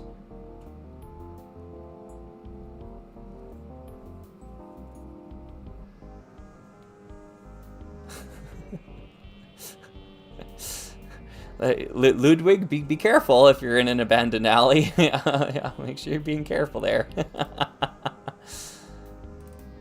All right, we will zoom it out then. I haven't heard anyone else compliment or complain, so we'll just go to here. Yep. Doot doot doot.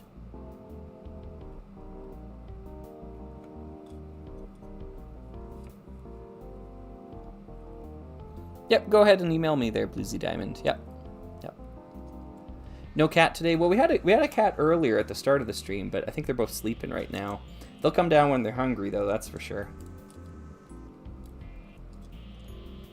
Okay. Oh, I wasn't paying attention. Whoops. I thought I had already put one of those pieces on. Looking for one of these, but in black. There we go. And then one of these in gray. I love the Unitron color scheme. It's one of my favorites from LEGO Space. I love the simplicity of just the blue with the black and light gray. I think it's awesome. Just love it. I'm looking for a bracket piece here.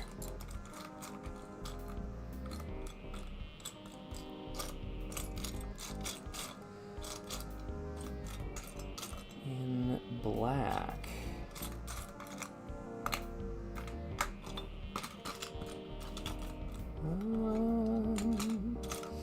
Which I'm not seeing.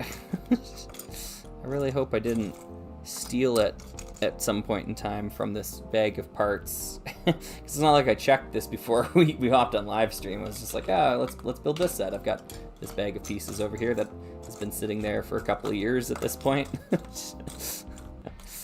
There it is. All right, good.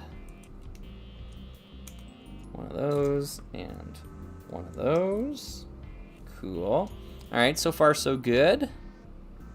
It's looking all right.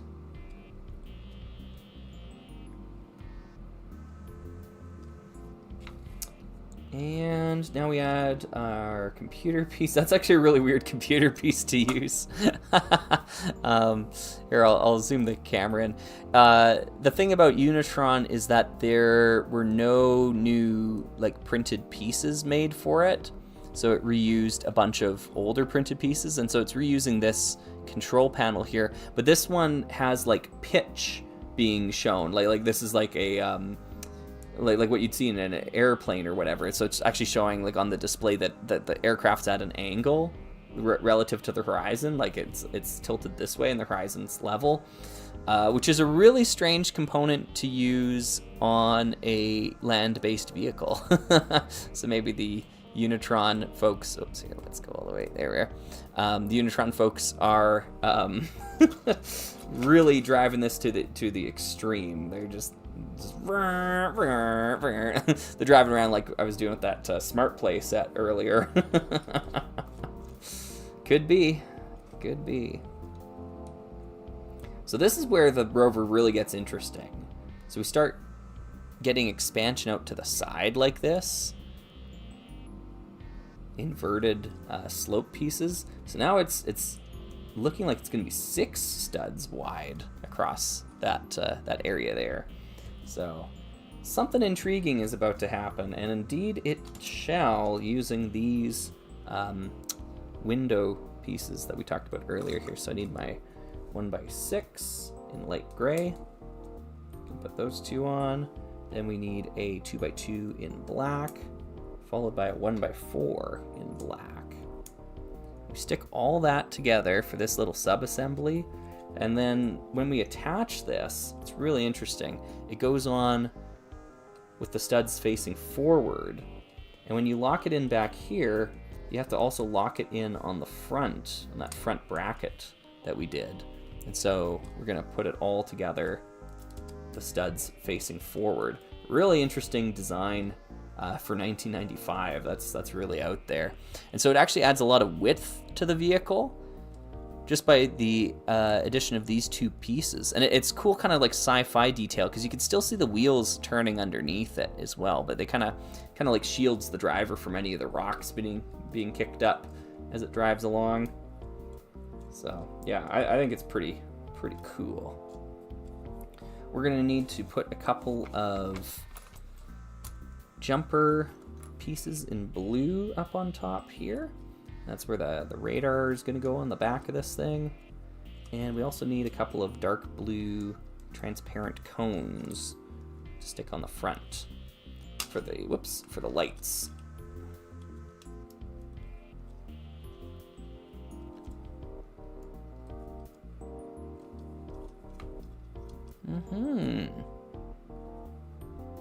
Shakes helicopter vigorously, yeah.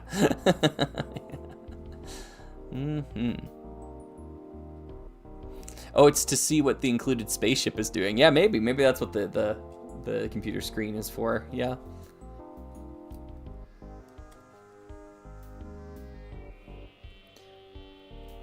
Okay.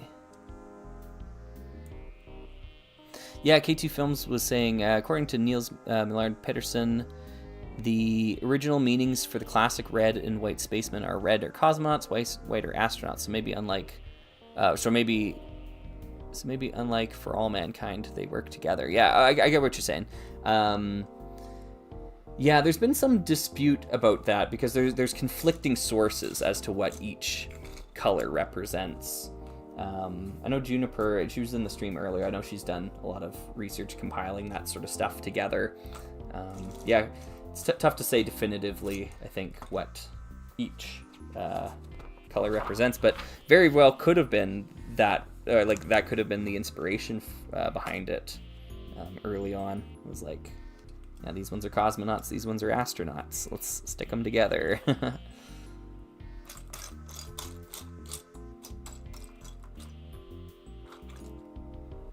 My dad's mountain Jeep had an analog roll indicator, like a level, but the tube was curved. No way, that's awesome. That's pretty hardcore. Yeah, it's kind of one of those things where like, man, would you really need an instrument to tell you if the vehicle isn't on all 4 wheels on even ground? But I guess so. I'm not that much of an off-road driver. So, yeah.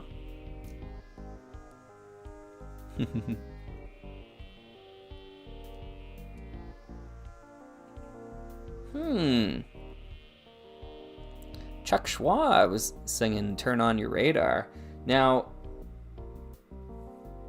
Chuck, which song are you referring to?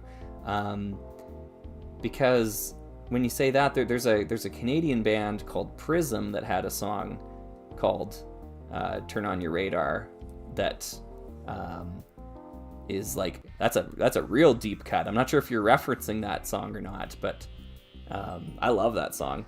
Turn your radar, radar, radar, radar on. Turn on your radar, radar, radar. Something like that. Yeah, it's a great tune. Prism, no way! Yeah! Heck yeah! Woo! You got a good taste in music there, Chuck. That's awesome. That's awesome. Yeah, that tune is catchy. That's on their album Small Change, I think, and I've got that one on vinyl. That's the first one they did without Ron Tabeck on vocals, if I'm not mistaken. They had a new guy, I can't remember, Henry Small or something singing on it. Yeah, but yeah, I love Prism. Yeah, Prism was one of my first real like bands I got into as a kid. I was buying their albums. I remember buying Armageddon on vinyl for a toonie. I bought it for a toonie back in the day. In Canadian currency, that's a $2 coin. We call them toonies because it's funny.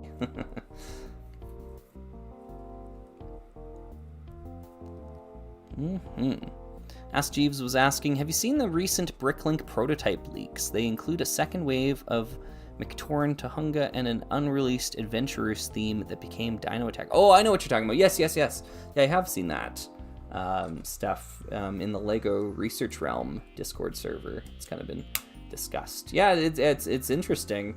What is it? I think their channel's name's Verizon Wireless, but it's Peabody Sam, who has been doing LEGO research way longer than I have. Yeah, they are very experienced in the field, and they made a video talking about that Dino Attack Adventurers kind of connection, as well as I guess it's connected with Vikings. Yeah. Basically, the gist of it is there's evidence to suggest that there was another Adventurers theme kind of in the works at the end of Orient Expedition, and it was going to be Johnny Thunder and like the main gang again, with dinosaurs again. Yeah, it's very strange. It was basically going to be like a reboot, like kind of like a soft reboot of the series, and that eventually became what's that thing called? Pharaoh's Quest? Yeah, Pharaoh's Quest. Basically, I think the idea behind what they were doing in that 2005 window was repurposed into Pharaoh's Quest later, but a lot of the set designs became Dino Attack and Viking sets. Yeah, in the meantime. Yeah, I think it's really interesting. It's definitely neat and like bizarre, but I'm also like glad that it didn't happen, if that makes sense. I just thought it didn't look good, and the timing would be especially weird. Like, Orient Expedition is such a great send-off to the series. Why would you then, immediately reboot the franchise like the next year or two, I guess? Yeah, it was just weird. And seeing like brick-built Technic sort of dinosaurs, they just feel so unadventurers to me, so I think we dodged a bullet there. Unfortunately, it means like the death of Adventurers as a series, but I think it's better fondly remembered than dredged up for a sequel. That's something I say very frequently about a lot of these old themes. Better to have had a good run than go on for way too long. Bionicle. Excuse me. Yeah. So yeah, no, it's interesting stuff. Let's see, 1x4s are what we're looking for here. I guess. You know what? I was so focused on just moving on. I didn't even talk about the buggy once I built it. Okay, let's do the pod first. We'll finish the pod, then we'll talk about the buggy. I actually don't have any minifigures here. I must have moved them away somewhere. Put them away. I'll have to just grab a generic space figure of some kind, I guess. But we'll deal with that in a sec. Oh, V's on wireless. Sorry. Yeah, that's right. That's right. Yeah. Yeah. Oh, very chilly Tennessee. All right, stay warm there.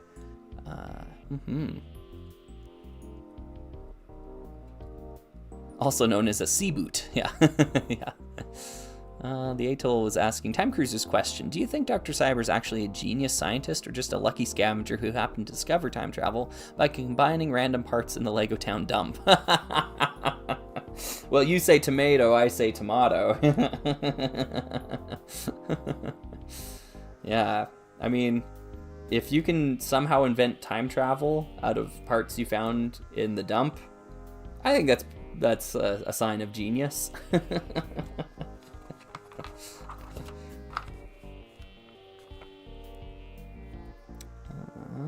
2x2 slope. There we go.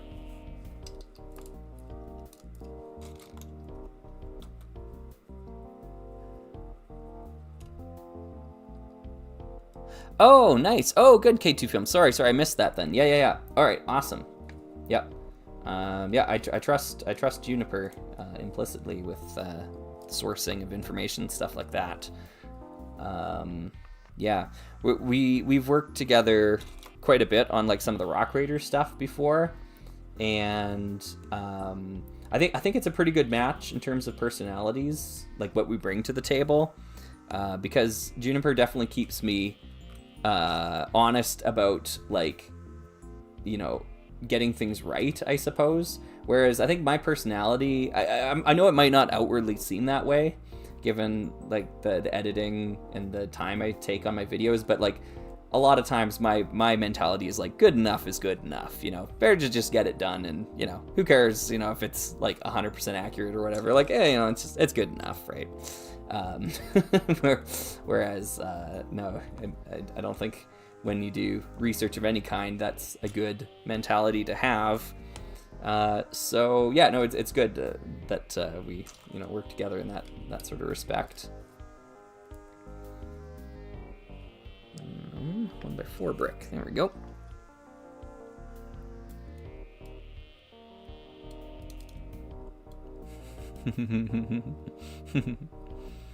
Bluesy Diamond was also asking, hey Slugger, what is your favorite Rock Raider set? Easy answer for me is the Granite Grinder. Love the Granite Grinder. It actually made the #1 spot in my top 10 Lego sets video. Favorite Lego sets or whatever, yeah. #1, the Granite Grinder.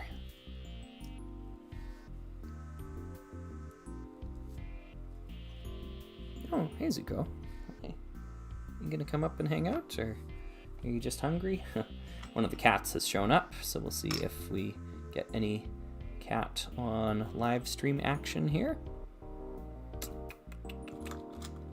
It's 2x2 slope, 2x2 unprinted slope. There we are. Good.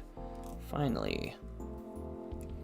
Matthew was asking, are you ever gonna repent your sin and swoosh test set 6982 Exploring Starship you never did on stream? Oh, well, it's massive. It's really tough to fit it all on camera here, but I do have it sitting right over there, so I could just grab it here in a second and swoosh it around if you like. I think it's very swooshable personally. It's just hard to show it off on stream because of how big it is. Alright, just getting rid of any hairs that are in there. It's the reality of cat ownership. This tab on the top there. We'll attach our antennae. Tons of these in space themes in general, but especially Unitron. There's quite a few of them. Oh, this one's kind of bent here. Yeah, let's see if we can get a more straight one. That one's better. Hey, Zoo.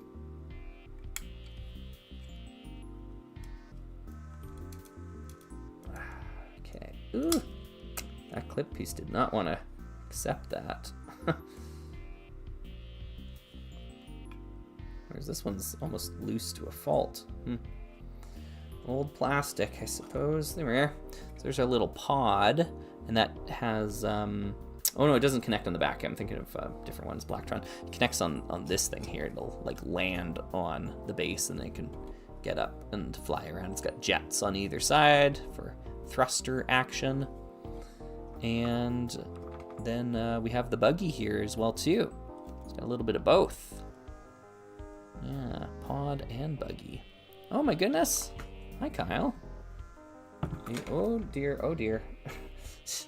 Knocking over the lamps. What else is new? Hey. Yeah, do you want to get on camera here? Over here? Yeah. Yeah.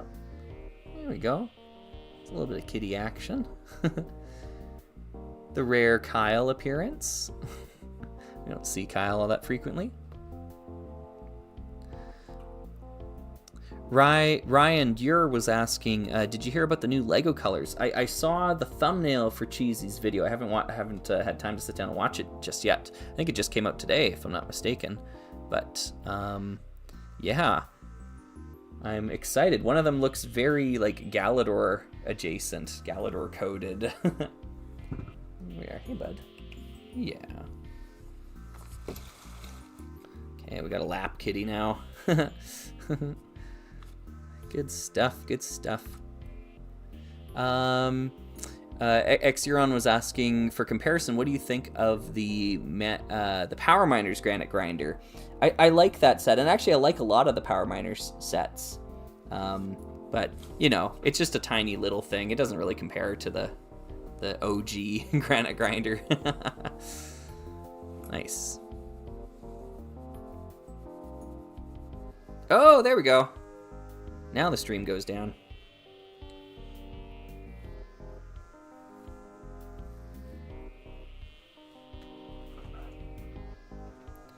Okay, I think we're back up again. It seemed like there was a little hiccup there. So, yeah, maybe the cats are bumping into things.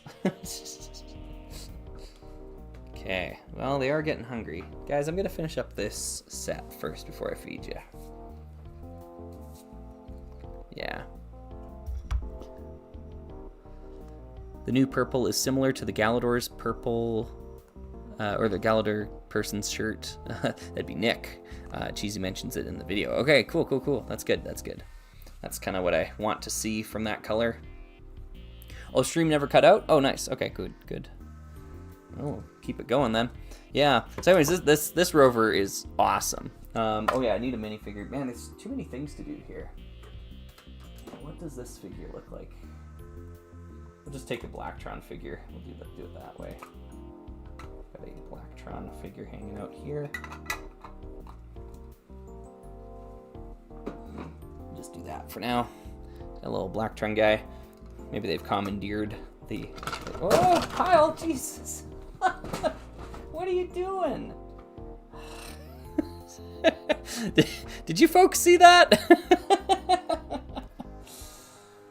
He's not the most graceful creature that has ever lived. Yeah, he tried to jump up onto the table and I guess underestimated how much force it would take to jump onto the table. So he kind of like grabbed on here and then slid backwards off the table. He's kind of a dope. Poor guy. Anywho, so we've got our minifigure here. And where'd my mouse go? Oh, he knocked it down, I betcha. What did you... Kyle, what did you do, man? Yeah, there it is. Okay. Phew. Gee whiz. Okay, sorry. Let's zoom in here. There we go. All right. So here's the rover. It's got this cool front end to it. Am I actually missing pieces on the front end? I can't remember. Yeah, I am. Frick. Yeah. These slope bricks. Yeah, they add much needed shaping to the front. I really like them. There. Yeah. Yeah. Now we're rocking. That should be all the pieces. Yeah. Okay, good. I only have a Blacktron figure here, so we're just using that one for today. Got the computer console there. These really cool transparent side skirts kind of for the wheels. You got this like sensor array in the back, but it can also flip forward as well too, like scan what's in front, or maybe it's a weapon system, right? Maybe this is defensive lasers or something like that. So yeah, that's pretty neat.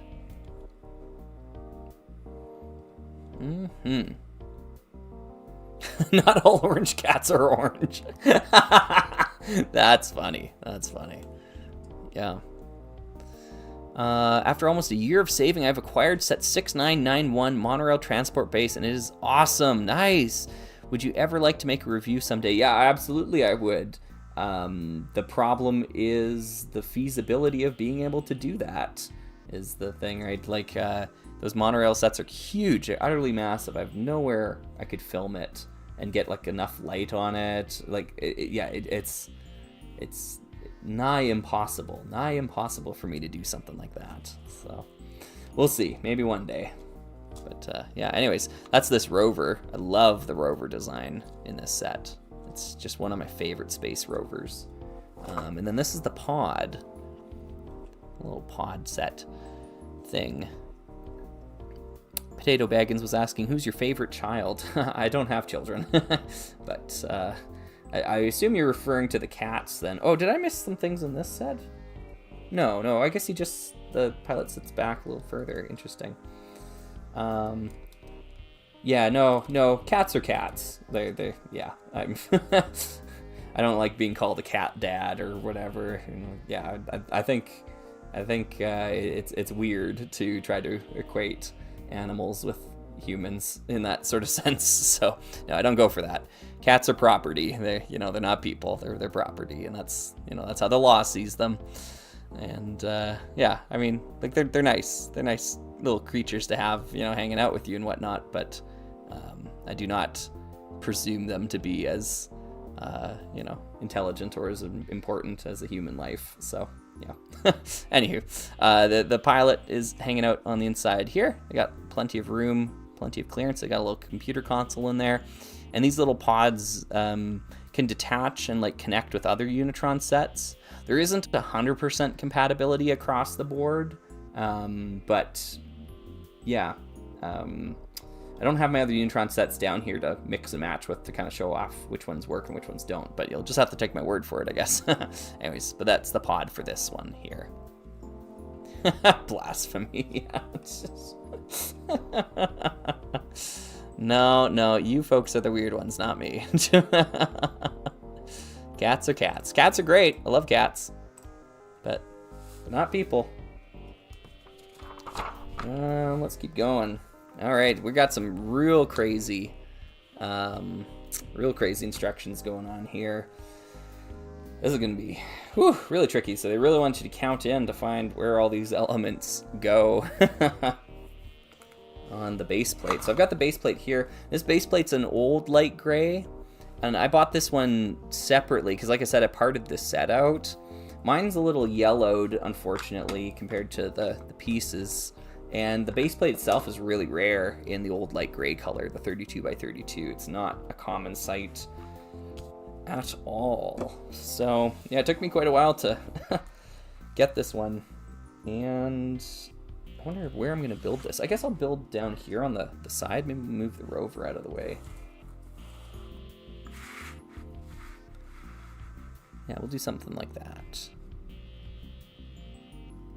Oh, Potato Baggins was like, I mean, I actually meant what's your favorite of your channels?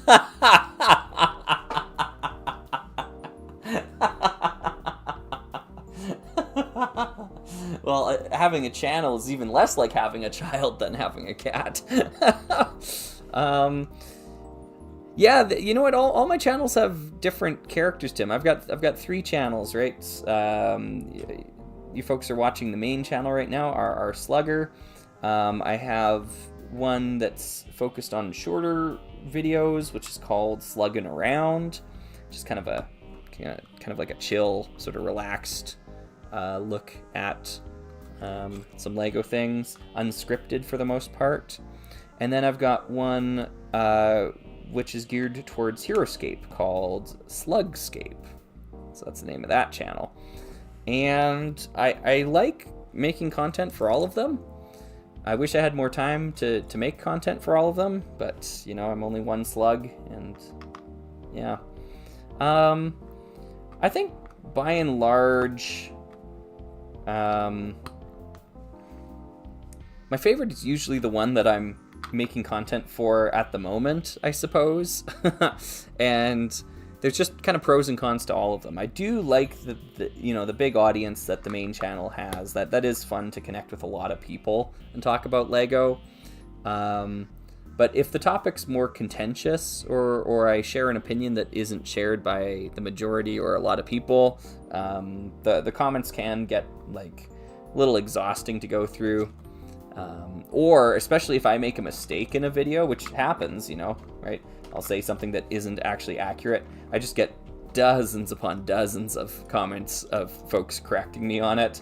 And, you know, I'm glad that they do that. You know, I'm glad that folks actually care enough to, you know, watch and be like, actually, you got this part incorrect. I'm like, oh, yeah, I suppose you're right. Sometimes they point things out that nobody else has pointed out before, and I'll learn something from it. And that to me is really valuable. So that's nice to have. But then sometimes, like, I'll make a video for, you know, Slugscape, and it gets like, I don't know, 10 comments on it because it's a much smaller channel. And I'll be like, this is so nice, you know. I really miss, you know, being a channel with only like 1,000 subscribers back in the day. So yeah, I don't know, like a little bit of good, a little bit of bad, all across the board. I think with like slugging around, the discussions get like really long sometimes, and I just kind of check out of it eventually. Like my most recent video there, I think, was the one talking about Lego Smart Play. And at some point I just have to say, okay, you know, I've had enough discussions about this. I know there's still unanswered comments on that video, but I can't, you know, respond to all of these and like still make more videos later on. I don't have enough time as is, you know, to do this. So responding to every single comment will drain me completely of being able to do anything else. So yeah, eventually I just kind of check out, and I just have to, you know, hands off, let the comments lie as they are.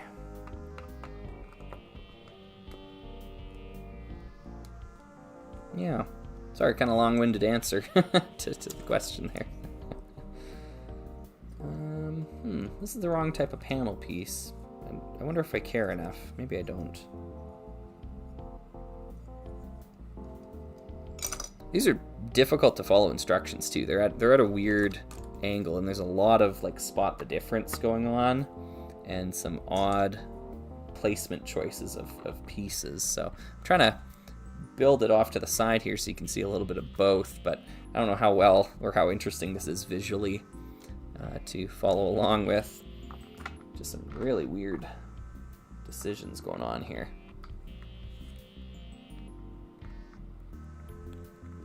Okay. Robert was asking, do you have anything from the 9-volt train series? I finally got 4554 Metro Station yesterday, and I'm building it right now as I watch. Oh, nice. Good. I've got some of the, what is it called? My Own Train? Is that the name of the series? I have some of those trains. I don't have any motors for them though, so it's completely unpowered. Just push around like Thomas trains, that sort of thing. That's kind of all I can do. Whoops! Oh, that one's printed. We don't want a printed tile in there. We need an unprinted tile. There we go. This one goes, oops, right here. Sorry, you can probably just barely see that, but that's about all I can do there. Some more 1x1s. Pop those suckers in here too. Let's see here. Nix was asking, have you ever done the hydrogen peroxide bath to fix yellowed pieces? Jangbricks made a video of the process years ago. No, I never have. Yeah, there's... I guess I have no doubt that it works. at least for a time. I've heard that sometimes it can be only a temporary fix, and then they become more yellowed over time. It's just a matter of like, do I care enough to actually do that? When it's sometimes just easier and faster to just replace the part or get rid of the part, throw it out or something like that. Yeah, I do throw out quite a bit of Lego. That is maybe something that is more blasphemy for the folks watching along here. I guess I could use this panel here. Why not? We'll just do that.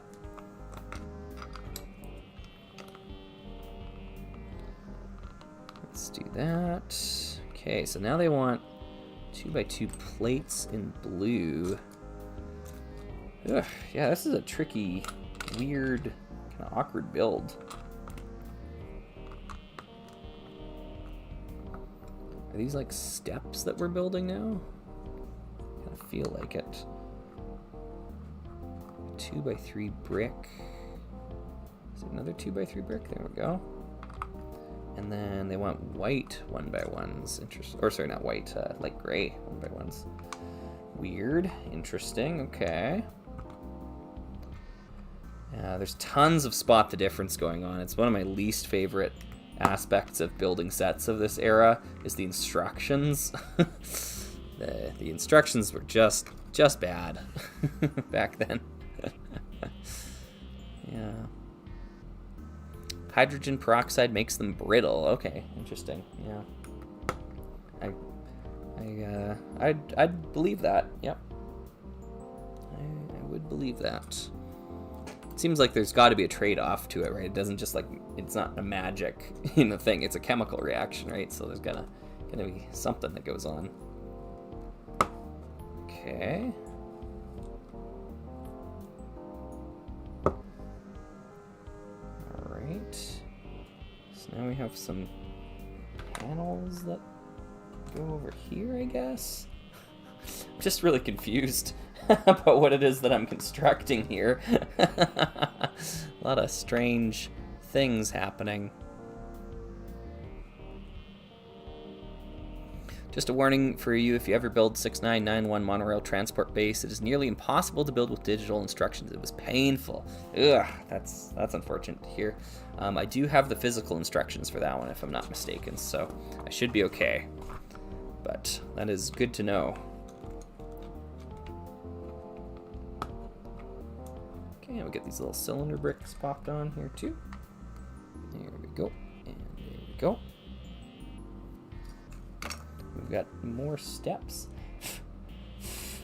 By the looks of it here. It's 2x4 in black, 2x4 in black. Light gray panels.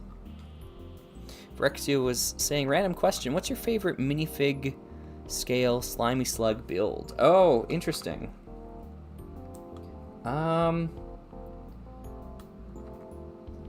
Favorite one.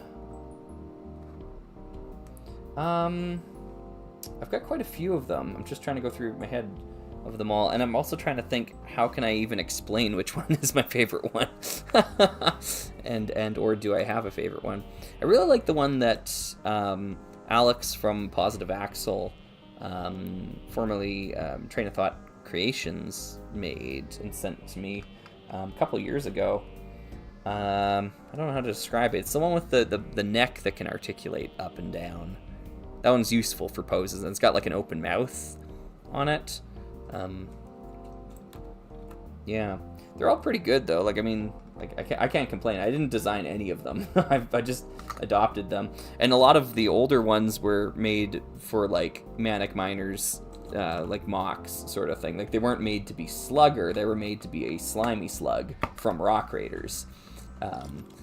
Whereas eventually that kind of changed. I guess a lot of folks started making like Slugger, and Slugger kind of became more famous, more well known, I guess, than the slimy slug that inspired it.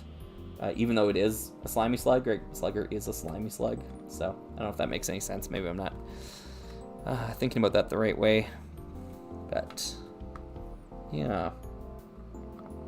Okay, very strange. These are all tiles along the top of this. I don't know what this... Yeah, this is probably not... Yeah, okay. I'll just keep going. I will just keep going.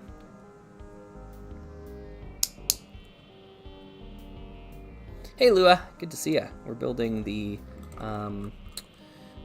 space station Xenon right now.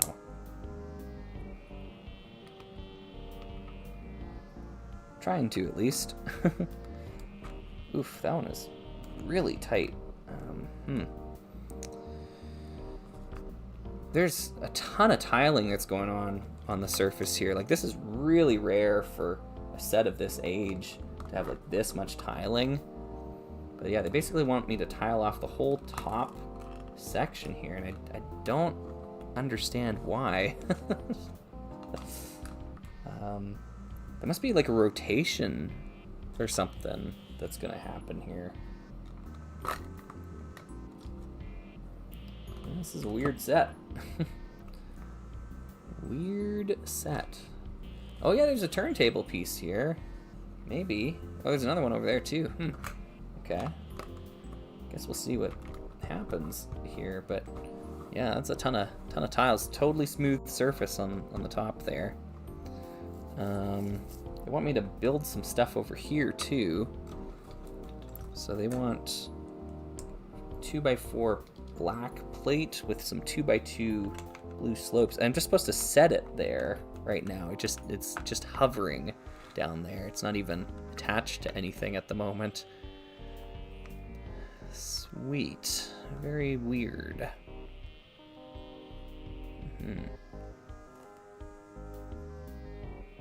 Oh, Potato Baggins says, what you're saying is that, like, people are more likely to recognize a slimy slug as you than they are to recognize it as a slimy slug. Yeah, I think so. That might be presumptuous of me, but, like, I don't know. Rock Raiders really wasn't, like, that big, you know, ahead of time. Most of the time when I go to a random video talking about Rock Raiders these days, RR Slugger is mentioned somewhere in the comments. Not by me, but by, you know, other people. So, I don't know. I think there is some acknowledgement of, you know, the significance of that, I guess. There we go. So now this piece goes on over top, connecting those two, so now it all goes together. That's a really weird order of events, though. I think they could have done that all as a sub-assembly and then just stuck it on the top. But yeah, it opens up. There's a little computer console in there. We'll find out why, I'm assuming, in a little bit. But yeah, that's there. Okay, looks like a couple of things are happening here. First thing that's happening is we need this turntable piece with that, and it goes right in this little section there. Okay. And then we get to do some cool sci-fi greebling over here. And I love this kind of stuff. Something here, something there. Yeah, this is just a great combination of weird and random pips and fins and things like that. And we've got scanners, sensors, maybe some weapon systems here. Okay, and that attaches there, and then it's cool. All right. I guess I'll have to zoom in on all this once we're done building, and once I understand what it is that we're looking at. That'll probably help too. Okay. Get a pretty sizable side or sub-assembly here. Let's do that. Oh, there's supposed to be a big window in this set. Oh, ooh. I hope I have that somewhere. This will be very anticlimactic if I don't. I'll have to go dig in a bin. I think I do. I think I have one available. Right, okay.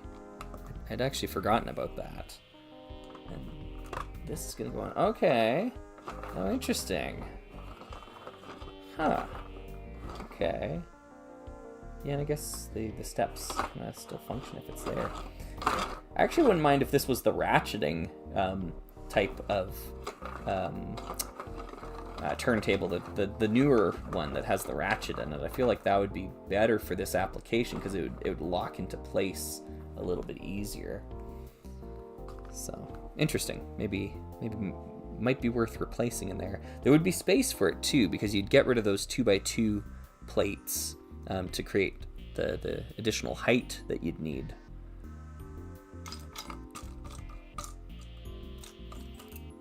Okay. One of these, one of those.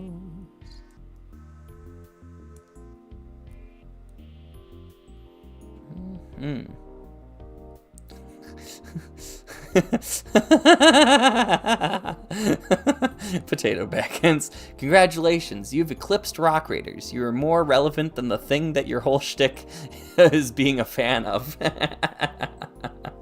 Yeah. Fair point. Well put.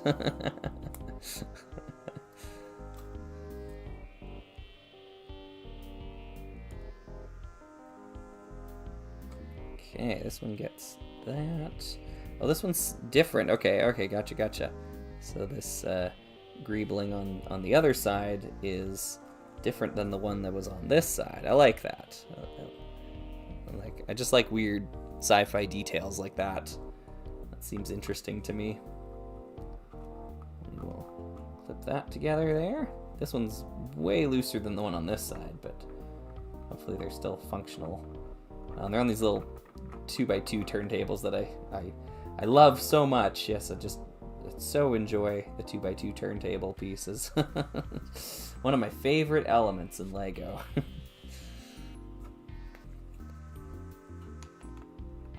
Okay, cone piece goes on top there for some reason.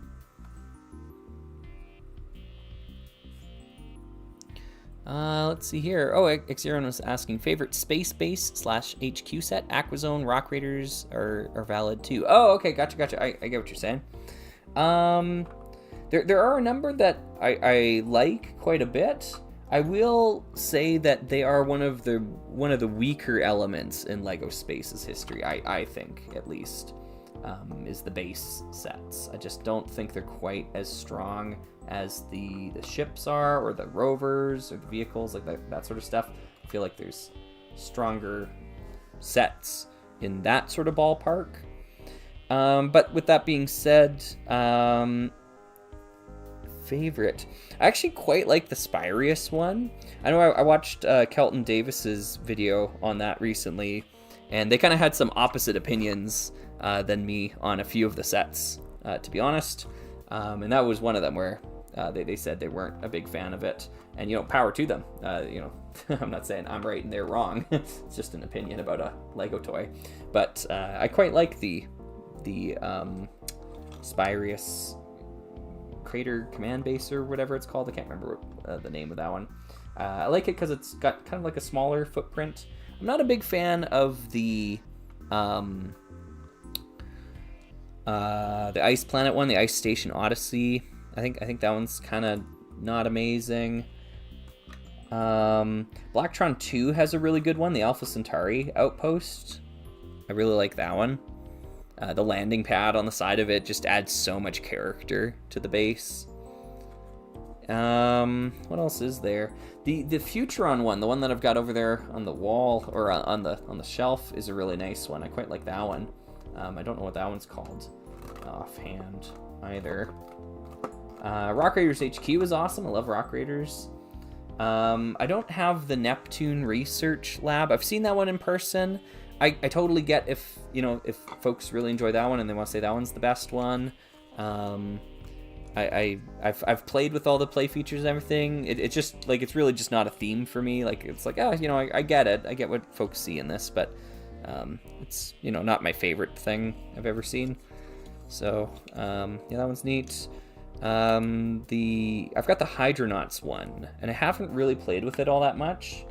I still need to take those sets apart and like rebuild them. to kind of get the experience of building them, because I bought them all pre-assembled. So yeah, I can't really weigh in on that too much quite just yet, but hopefully one day. Yeah, am I missing many space bases? Mtron doesn't have one. I don't have any of the ones from like the 80s, like Space Police, or the Blacktron 1 space base. I don't have that one either. I think that Futuron one, the Futuron one is the only one I have from the 80s. So then Blacktron 2, yeah, we talked about that one, the Alpha Centauri Outpost, that one's pretty cool. Space Police 2 doesn't have one. Ice Planet does, but it's not that good. Spy Race has one, which I think is pretty good.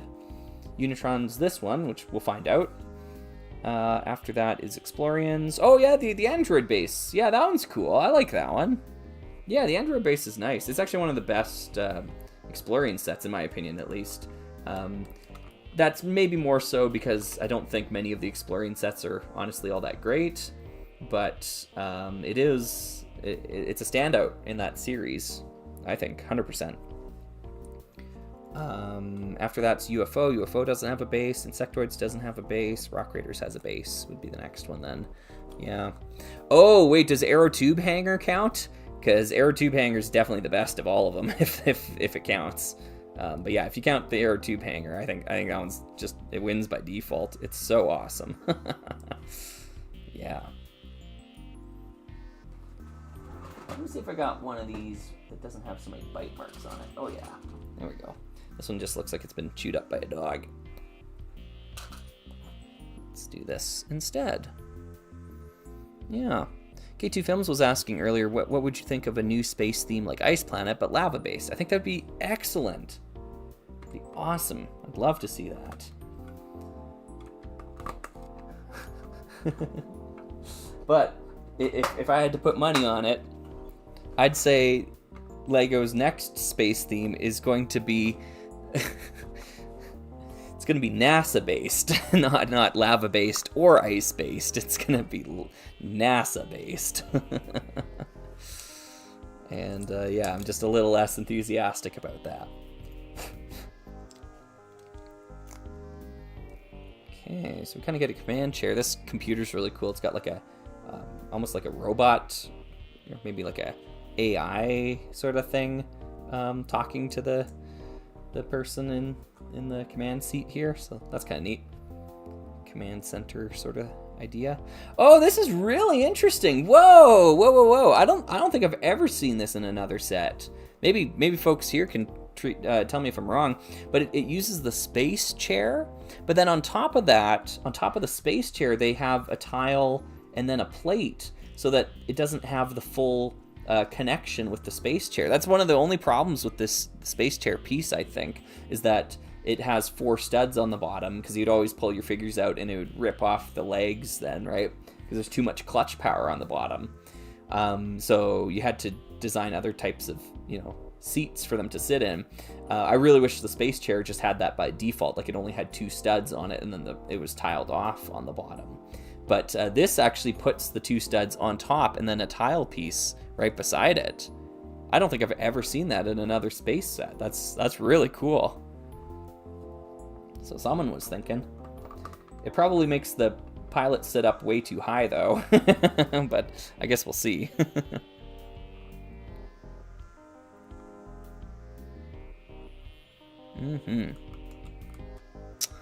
Let's see here. I agree about Spy Race. It just had it and it's a fun build. Yeah, I agree. Let's see. Working on a mock based on the Alpha Centauri Outpost. Cool. That'll look neat. Yeah. Oh, Lunar Launch Site. Thank you. Okay, thanks, Vimesy. That's the Spy Race one. Yeah. Ant-Man channel was saying, what's your White Whale space set? I don't think I have one. I'm nearing the completion of all of the sets that were released in the 90s under LEGO Space. I really think I have less than 10 to go. I just need to double check my list. I recently assembled the aerial invader, which was one of them. That's the Blacktron 2 ship. I think it's called the aerial invader. It's the big one with the big window canopy thing. I think it might just be missing a couple of handles for the cockpit, the little cockpits on the side. I just need to get some more of those white ice planet looking pieces. And then there's like a few odd insectoids sets that I still need to build, which is just crazy to me. I have so many dozens of insectoid sets. Like, how many hundreds of them did they make? It's just such a expansive series. There's just so many little bugs you still need to get them all. So yeah, I've got that left to do. Space Station Xenon is the last of the Unitron sets I need to assemble, I suppose, all the pieces for. I have the monorail set, I just haven't built it. It's sitting in a box still, as it has been for a couple of years now, which is crazy to think about. But I just don't have the space for it. I have no way to show it off on like a live stream or something, so it's been tough to figure out what to do with it. I'm coming to the end of the road in terms of like white whale sets that I still need to grab. But yeah, so far so good.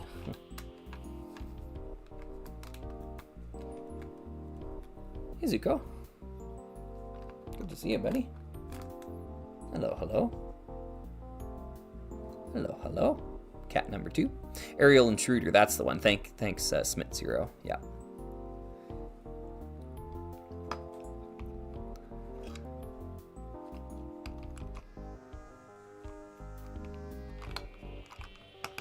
Yeah. Let's see, would the Hydronauts base be a possible stream build? Absolutely. Absolutely. Any of those Hydronauts things. Yeah, once I finally get around to it. I don't know. 2028, 2027? We'll see. Yeah, feels like it's going to be a long way off still, but...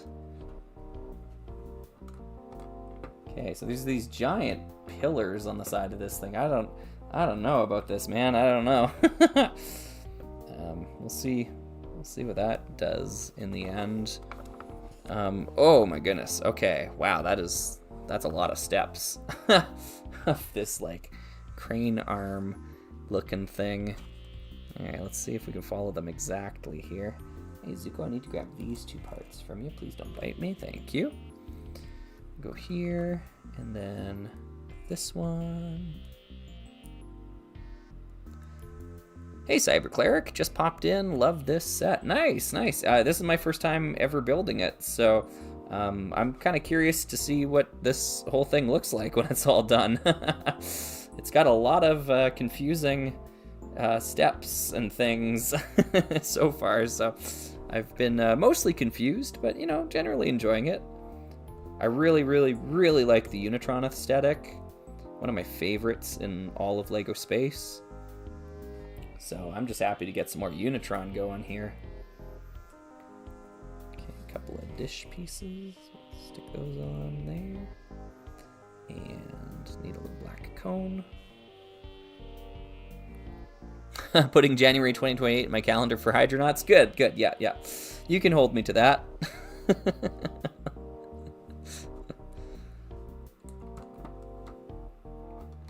I was actually thinking more of like an April-May sort of release window though, so.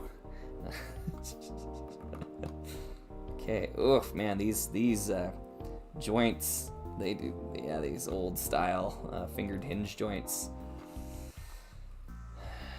They have seen better days, that's for sure.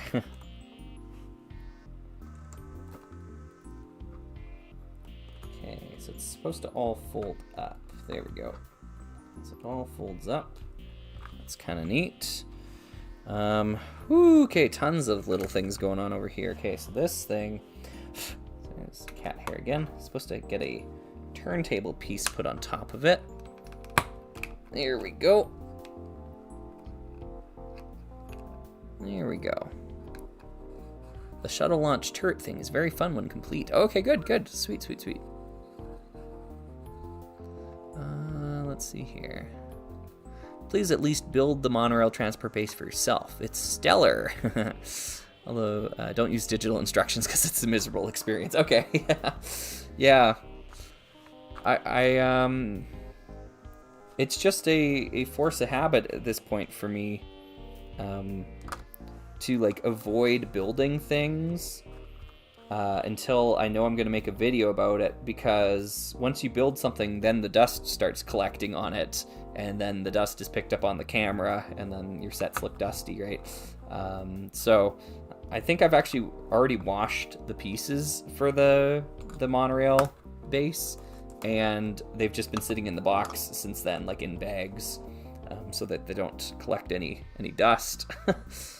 But yeah, it's kind of the fate of Lego within our Slugger household, is it's going to end up in a box at some point. Zuko, I need this part. It's right under your foot, I think. No, it's not that one. Sorry. This one. There we go. Thank you, buddy. Thank you. But I do need those two as well.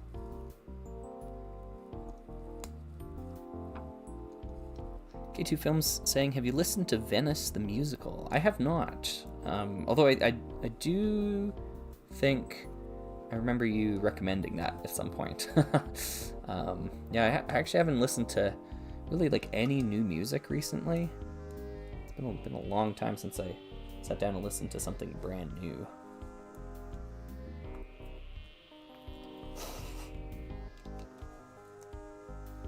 This is cool detail work. Love the colors on the side here.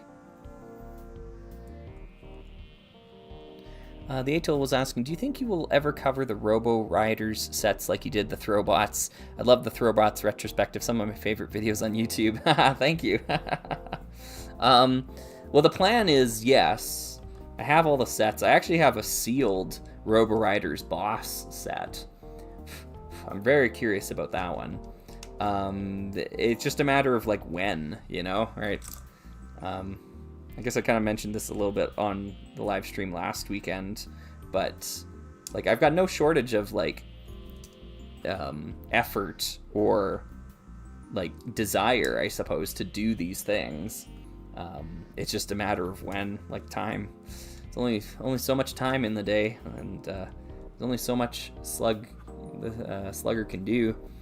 And yeah, like if I'm working on, you know, if I'm working on a Rock Raiders thing, I'm getting asked about Alpha Team. You know, if I'm working on Orient Expedition thing, I'm getting asked about Robo Riders. You know, like there's just, yeah, I can't do everything.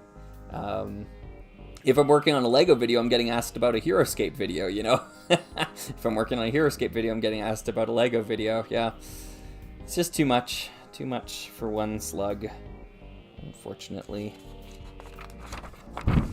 Oops, sorry, that was right into the microphone there.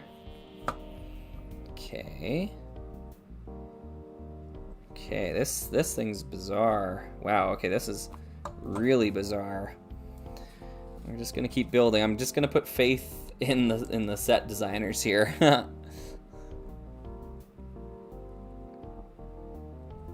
Oh, K2 Films. No, I mean new to me, not new in general. I assumed it was older. Yeah.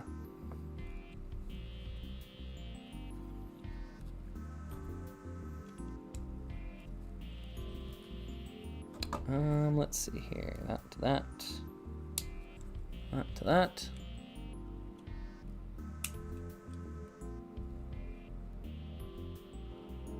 I was wondering if we could do a stream where you show off your mocks. I loved every time you show off your work on Slugging Around. Oh, thanks, Matthew. Yeah. I guess, I don't know. Yeah, at some point in time. I don't really have like them all sorted together. I would have to, I guess, prepare ahead of time. They're just kind of haphazardly strewn about in my bins and things like that. So, you know, it's possible. To kind of show them off. I don't really consider myself much of a mock builder though. Like I like to build with Lego and I like to get creative with it. But I don't know. Not everyone can be like amazing at everything, I suppose, you know? So, yeah.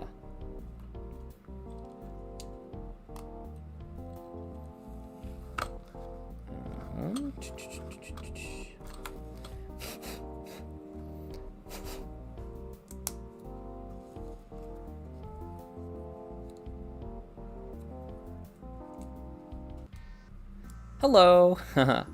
Hey, Martin. We're just finishing up here a little bit of the Unitron Xenon Outpost Xenon, or whatever it is called here. Let's put in some final touches on. Wow, this is just bizarre. What a weird looking contraption thing. It's just got like these fins sticking out the side of it, just hanging on by two studs. Is that gonna attach to something? It must. I just don't understand how. Okay, so what on earth is going on here? Okay, so these attach on top of this. Okay. If we can get them to actually attach. You know what this set feels like to me so far? It feels like a Bricklink designer program set. You know, where like it uses official Lego pieces, but it doesn't really like use official Lego like design techniques. If that makes sense. Like what on earth is going on here? What does this do? Why does it extend? Like, is it to do that? Like, my goodness, is this bizarre? Like, is it supposed to catch on that, and that, like, that's the idea, and then like you use that to adjust the height of it? Or am I doing this wrong? Like, should they connect? Because like this thing opens up too. Like, are they supposed to connect like that? Maybe. Oh yeah, okay. It doesn't say that in the instructions though, or does it? I can't really tell. Okay, so if I combine that. Yeah, okay, okay, now we're rocking. Okay, now it all kind of links together. It's a really over-engineered system. I guess is this like a handle to adjust the height? I feel like it's gonna snap right off if I do it like this. Like, you can hear it creaking.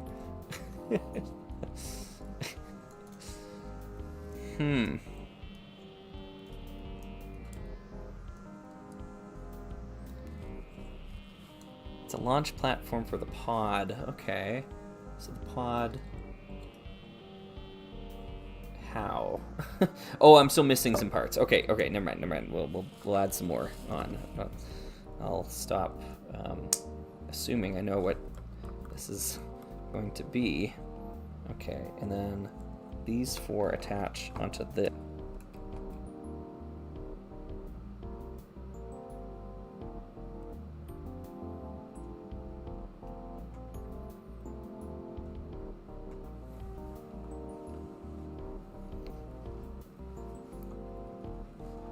Well, I'll keep building, and we'll see what transpires here. If we come back up or if we stay down.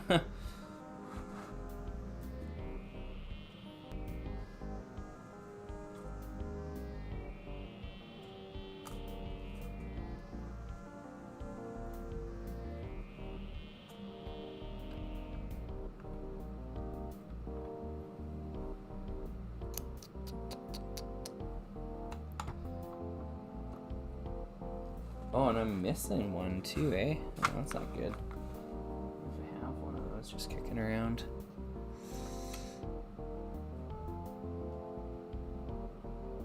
Yeah, it seems like it's flip-flopping. It's going up and down.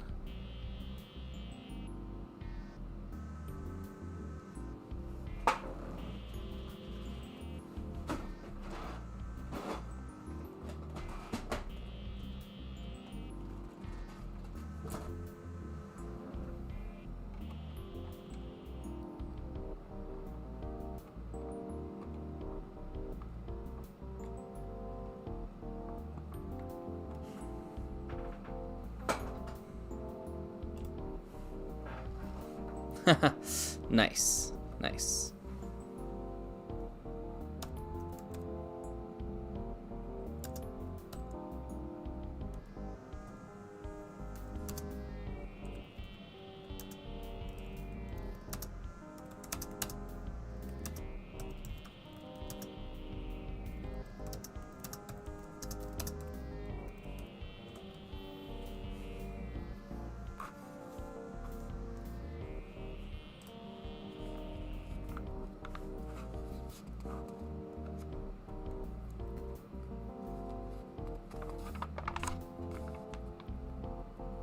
Oh.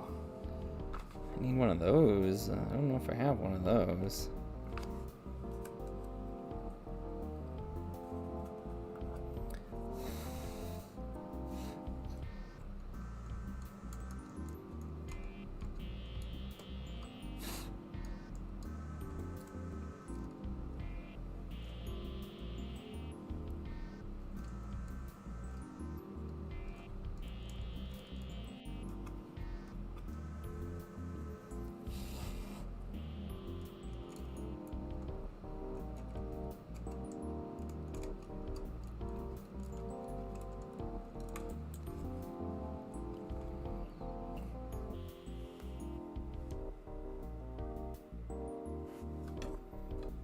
Supposed to just hang out? Oh, yeah, okay. Interesting. Oh, are we back? I just kind of left it running. Yeah, seems like we might be live again. Yeah, sorry about that, folks. I mean, like, we were living on borrowed time this whole time. That's for sure. If you were here for the start of the stream, you know that. Yeah. So we're just about done here anyways. We'll probably wrap it up quick. I need to grab a windshield thing for this thing. And it's got to be in the dark blue color. I think I got one over here. Yeah, let's grab that. It's kind of a rare piece as well. I can't imagine this was in a whole ton of sets. So, yeah.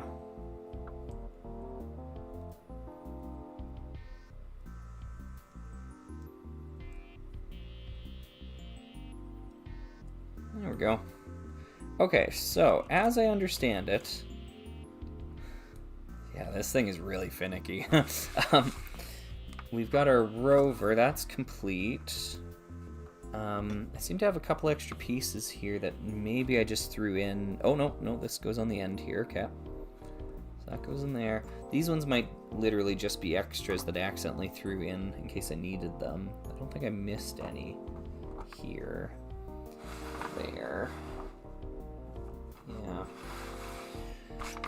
I think that's everything. I think we're good. Oh, alternate builds. Woo! Or one alternate build. Yeah, that's the main set. This is the alternate build down here. Interesting.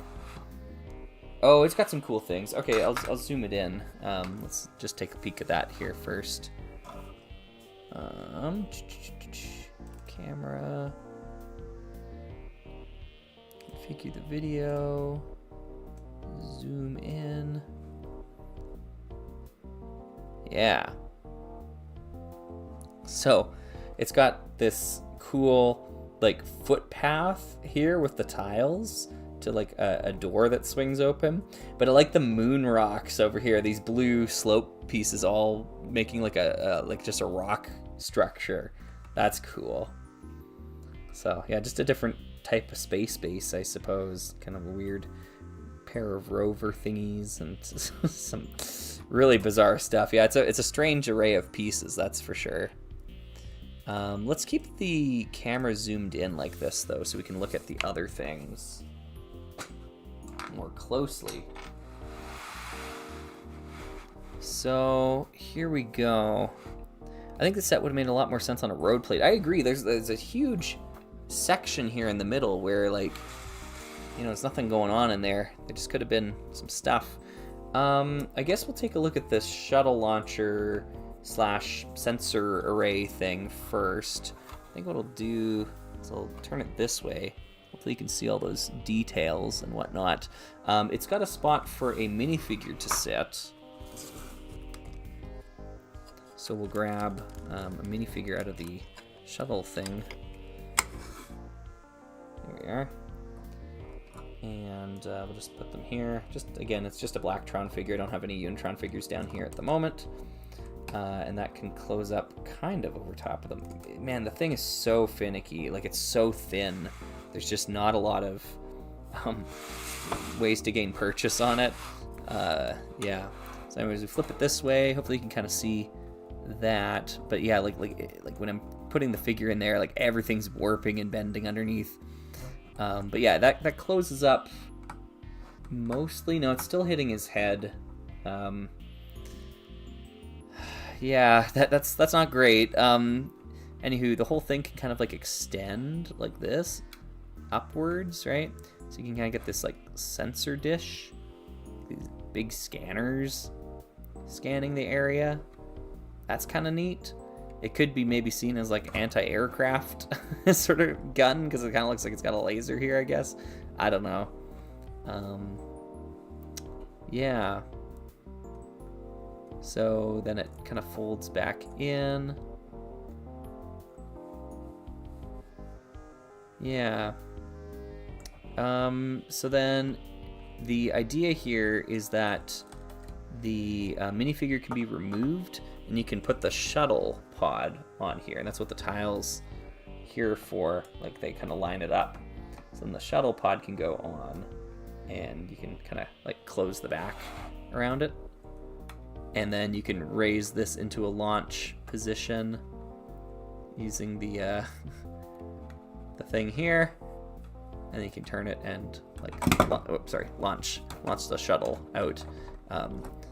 Yeah, it's very finicky, but it's neat. Like, I don't mean to say like, oh, what the heck is this, or what's going on. No, this is cool. This is like the sort of stuff I want from Lego Space, like just bizarre. Like, what on earth were they thinking? Like, this doesn't look anything NASA inspired, right? Like, it's just bizarre. Yeah, I really like the base of it. This part's probably my favorite part, honestly. It's got this cool, like, these inset panels in black, and then these like 90-degree kind of corner slope things in blue. That looks awesome. I also like the striping in the sloping on the inside here, the black on the outside and the blue on the inside. That's really neat. But yeah, like the whole assembly is just like, it's one plate thick, and so like anytime you push on it, you can actually see the pieces like warping when I do this. I'm just not sure where are you supposed to operate this from. Is it the nose? Is that what I'm supposed to pull from? I just feel like the whole thing's gonna come apart if I do that. I don't get it.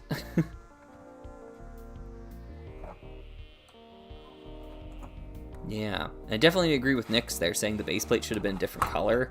Yeah, so as to not have the Unitron stuff blend in too much. Yeah, like this would honestly look just a lot better on like a brown base plate, I think, or like a, I don't know, a purple or orange, or something spacey and different. Anyways, that's that thing. Let's go over to here. This little sensor thingy. It's just a post with a thing on the top, but if you open it up, there's a little computer panel underneath it. So maybe it's like a shield generator or something, or like it picks up sensor data, and the sensor data is collected in this little device.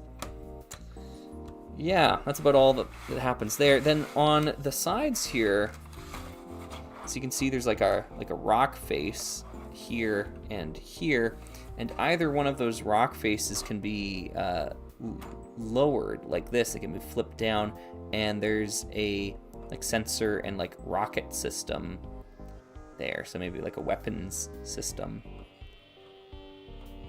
that can then be rotated. It's on like a little 2x2 turntable, so it's super fiddly, and it's just like on 2-cylinder bricks. Yeah, so there's that. I like that they used one of these hitch pieces, like a trailer hitch piece, so you have like a tab to kind of control it with. That's a pretty creative part use there. Yeah, but otherwise kind of fiddly. I do like the idea of like revealing, whoops, oh, I see, okay, never mind. I do like the idea of like revealing the weapon system by, sliding down the rocks here. The other one can do it too. That's pretty neat. Yeah, I got the window attached now. There's a, and it's really tough to show off a space base on live stream like this. It's tricky. There's a space chair here, and this chair is actually on a like a couple of fingered hinge things, so it can be elevated, like to look up and down, I suppose. So you can look through the big space window. We'll pop a minifigure in there real quick so you can kind of see that. The problem here though is that the screen is so low compared to the chair now. I feel like you could put an entire 2x2 brick underneath this to raise it up, so that the minifigure can actually see it. So yeah. Yeah, there's the this thing, I feel like it's like a repair arm. That's kind of the vibe I get from it, because it all extends out.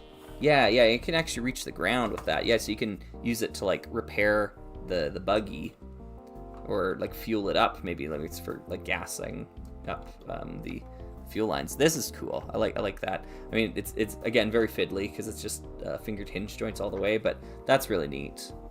And then I think the main attraction here is once you lower down the two rock faces, the whole dome section spins. You can actually orientate it the other way or rotate it around like it's a command base. The chair can stay stationary while the rest of it spins, kind of. Yeah, just like somebody had a vision here, you know? Somebody was thinking. Yeah, this is actually a pretty good look for it too, honestly, because then you can use the workshop arm on the inside of the base, right? You can have like the car here and kind of work on it. That's kind of neat. Got your thing on this side.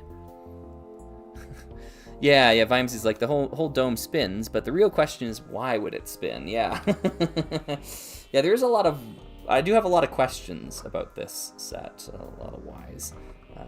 Why this, why that? This is actually pretty solid, these posts here. I didn't expect them to be as solid as they are, but yeah, it's not bad. It's not too shabby. It's very weird. Lots of weirdness going on here. Probably the weirdest of the Unitron sets. The other ones made a lot more sense to me. More intuitive sense, I suppose. Yeah, there's some like interesting things going on here. I guess I should zoom out that camera again. Kind of get the whole picture of it. I have a feeling this set is like asking for like a set modifications video sort of concept.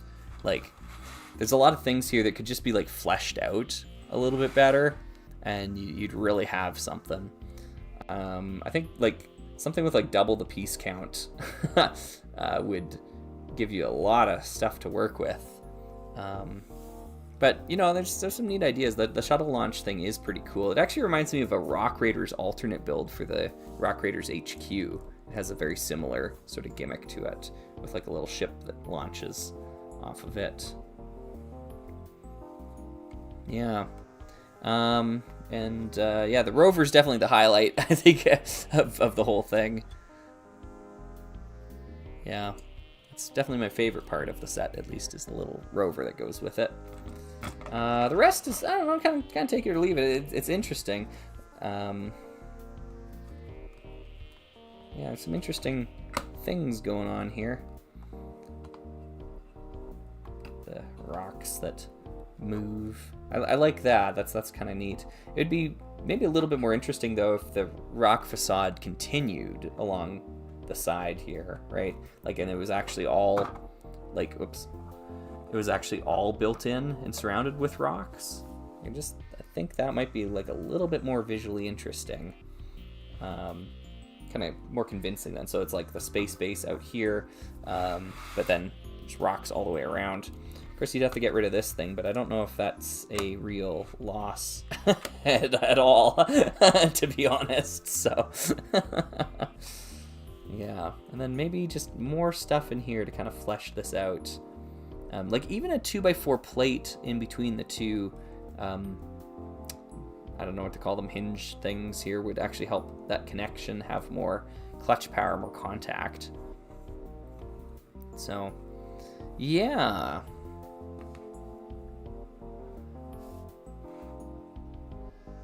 Yeah, weird placement of the whole set on the base plate as well, too. I agree. Yeah, there's a lot of negative space out here, which isn't necessarily a bad thing.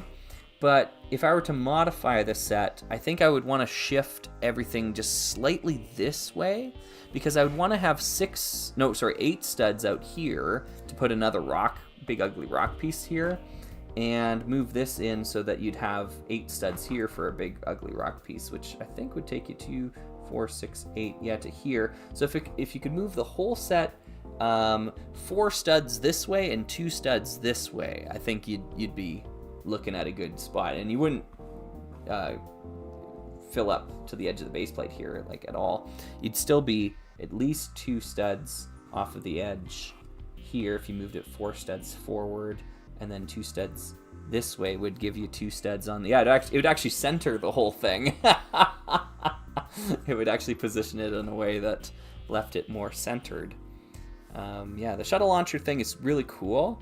It just needs more pieces to be like more functional, I suppose, more stable. That's what I'm trying to say. Yeah, it needs stability. It's got stability issues, but it's a neat idea.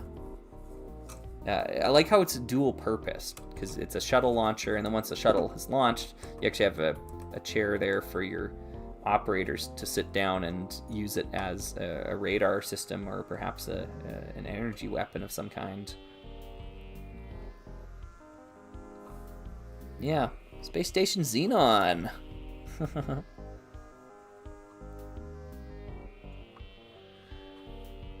Yeah, if you ever make a review of the Starhawk 2, please include the alternate build. Yeah, I know the one you're talking about there, Matthew.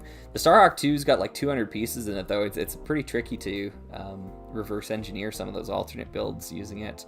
I quite like the Starhawk 2. I think it's a really cool spaceship. Again, it's kind of over-engineered. It has like too many pieces in the set. It's got that whole weird tail fin thing going on that I guess you can like flip it around, use it as like a launch platform. Yeah, it's a weird set. Yeah, Unitron's kind of weird. It's cool, but yeah, it's got some weird ideas going on here. Yeah, so he sits on the burnt seat. Yeah, that's right. Yeah.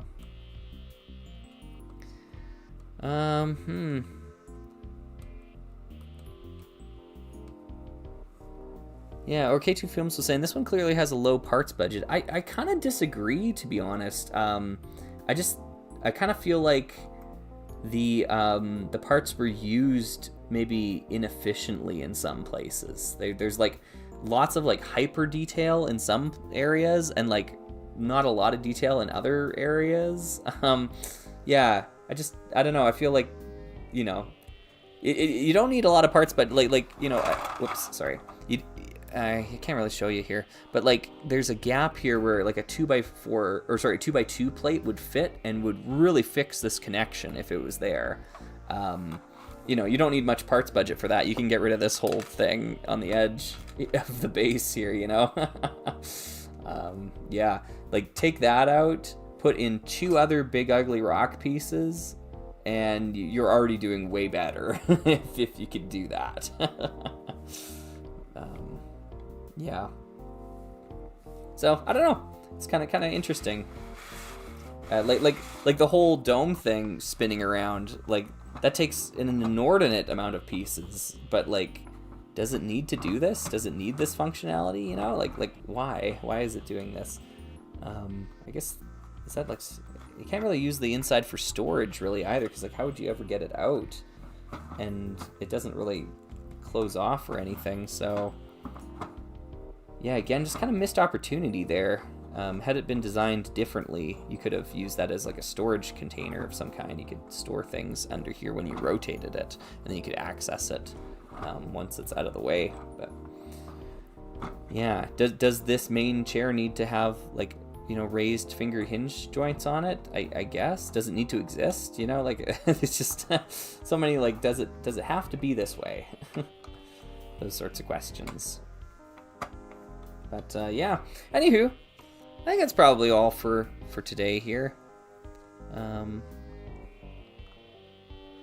K2 Film saying Starhawk's alt build has instructions on back of the box builds. Yeah, I've talked about that website before. You can trust those instructions about as far as you can throw them. But, you know, like sometimes close enough is close enough. Every single time I've used back of the box builds, there have been inaccuracies in the instructions for the alt builds. Sometimes they're more obvious than others, but yeah, I've never found one that is 100% correct. They might exist, maybe I've just been unlucky, but yeah, they're a good starting point sometimes, but sometimes not. I think just because they're user submitted, you get a lot of instructions submitted by people who don't understand the design principles behind Lego, like or understand that the alternate builds were designed by set designers. So like there are certain things that like structurally they must exist in a certain way, I suppose, and sometimes they don't account for that element. Like I think I talked about it in the Solar Snooper video that I made.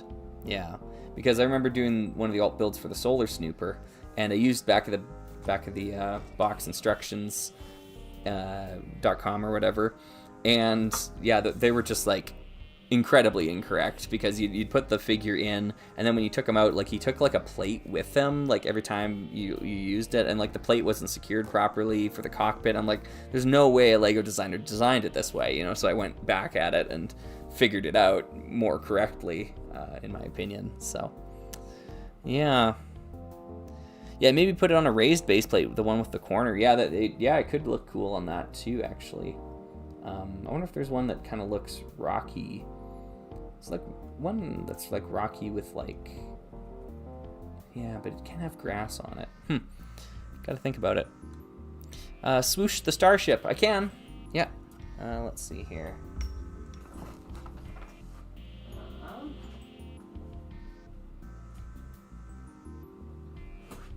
I don't know. Well, I mean, I can't really do this on camera. It's huge. It's a huge spaceship. We'll move that. We'll move that. It's just massive, right?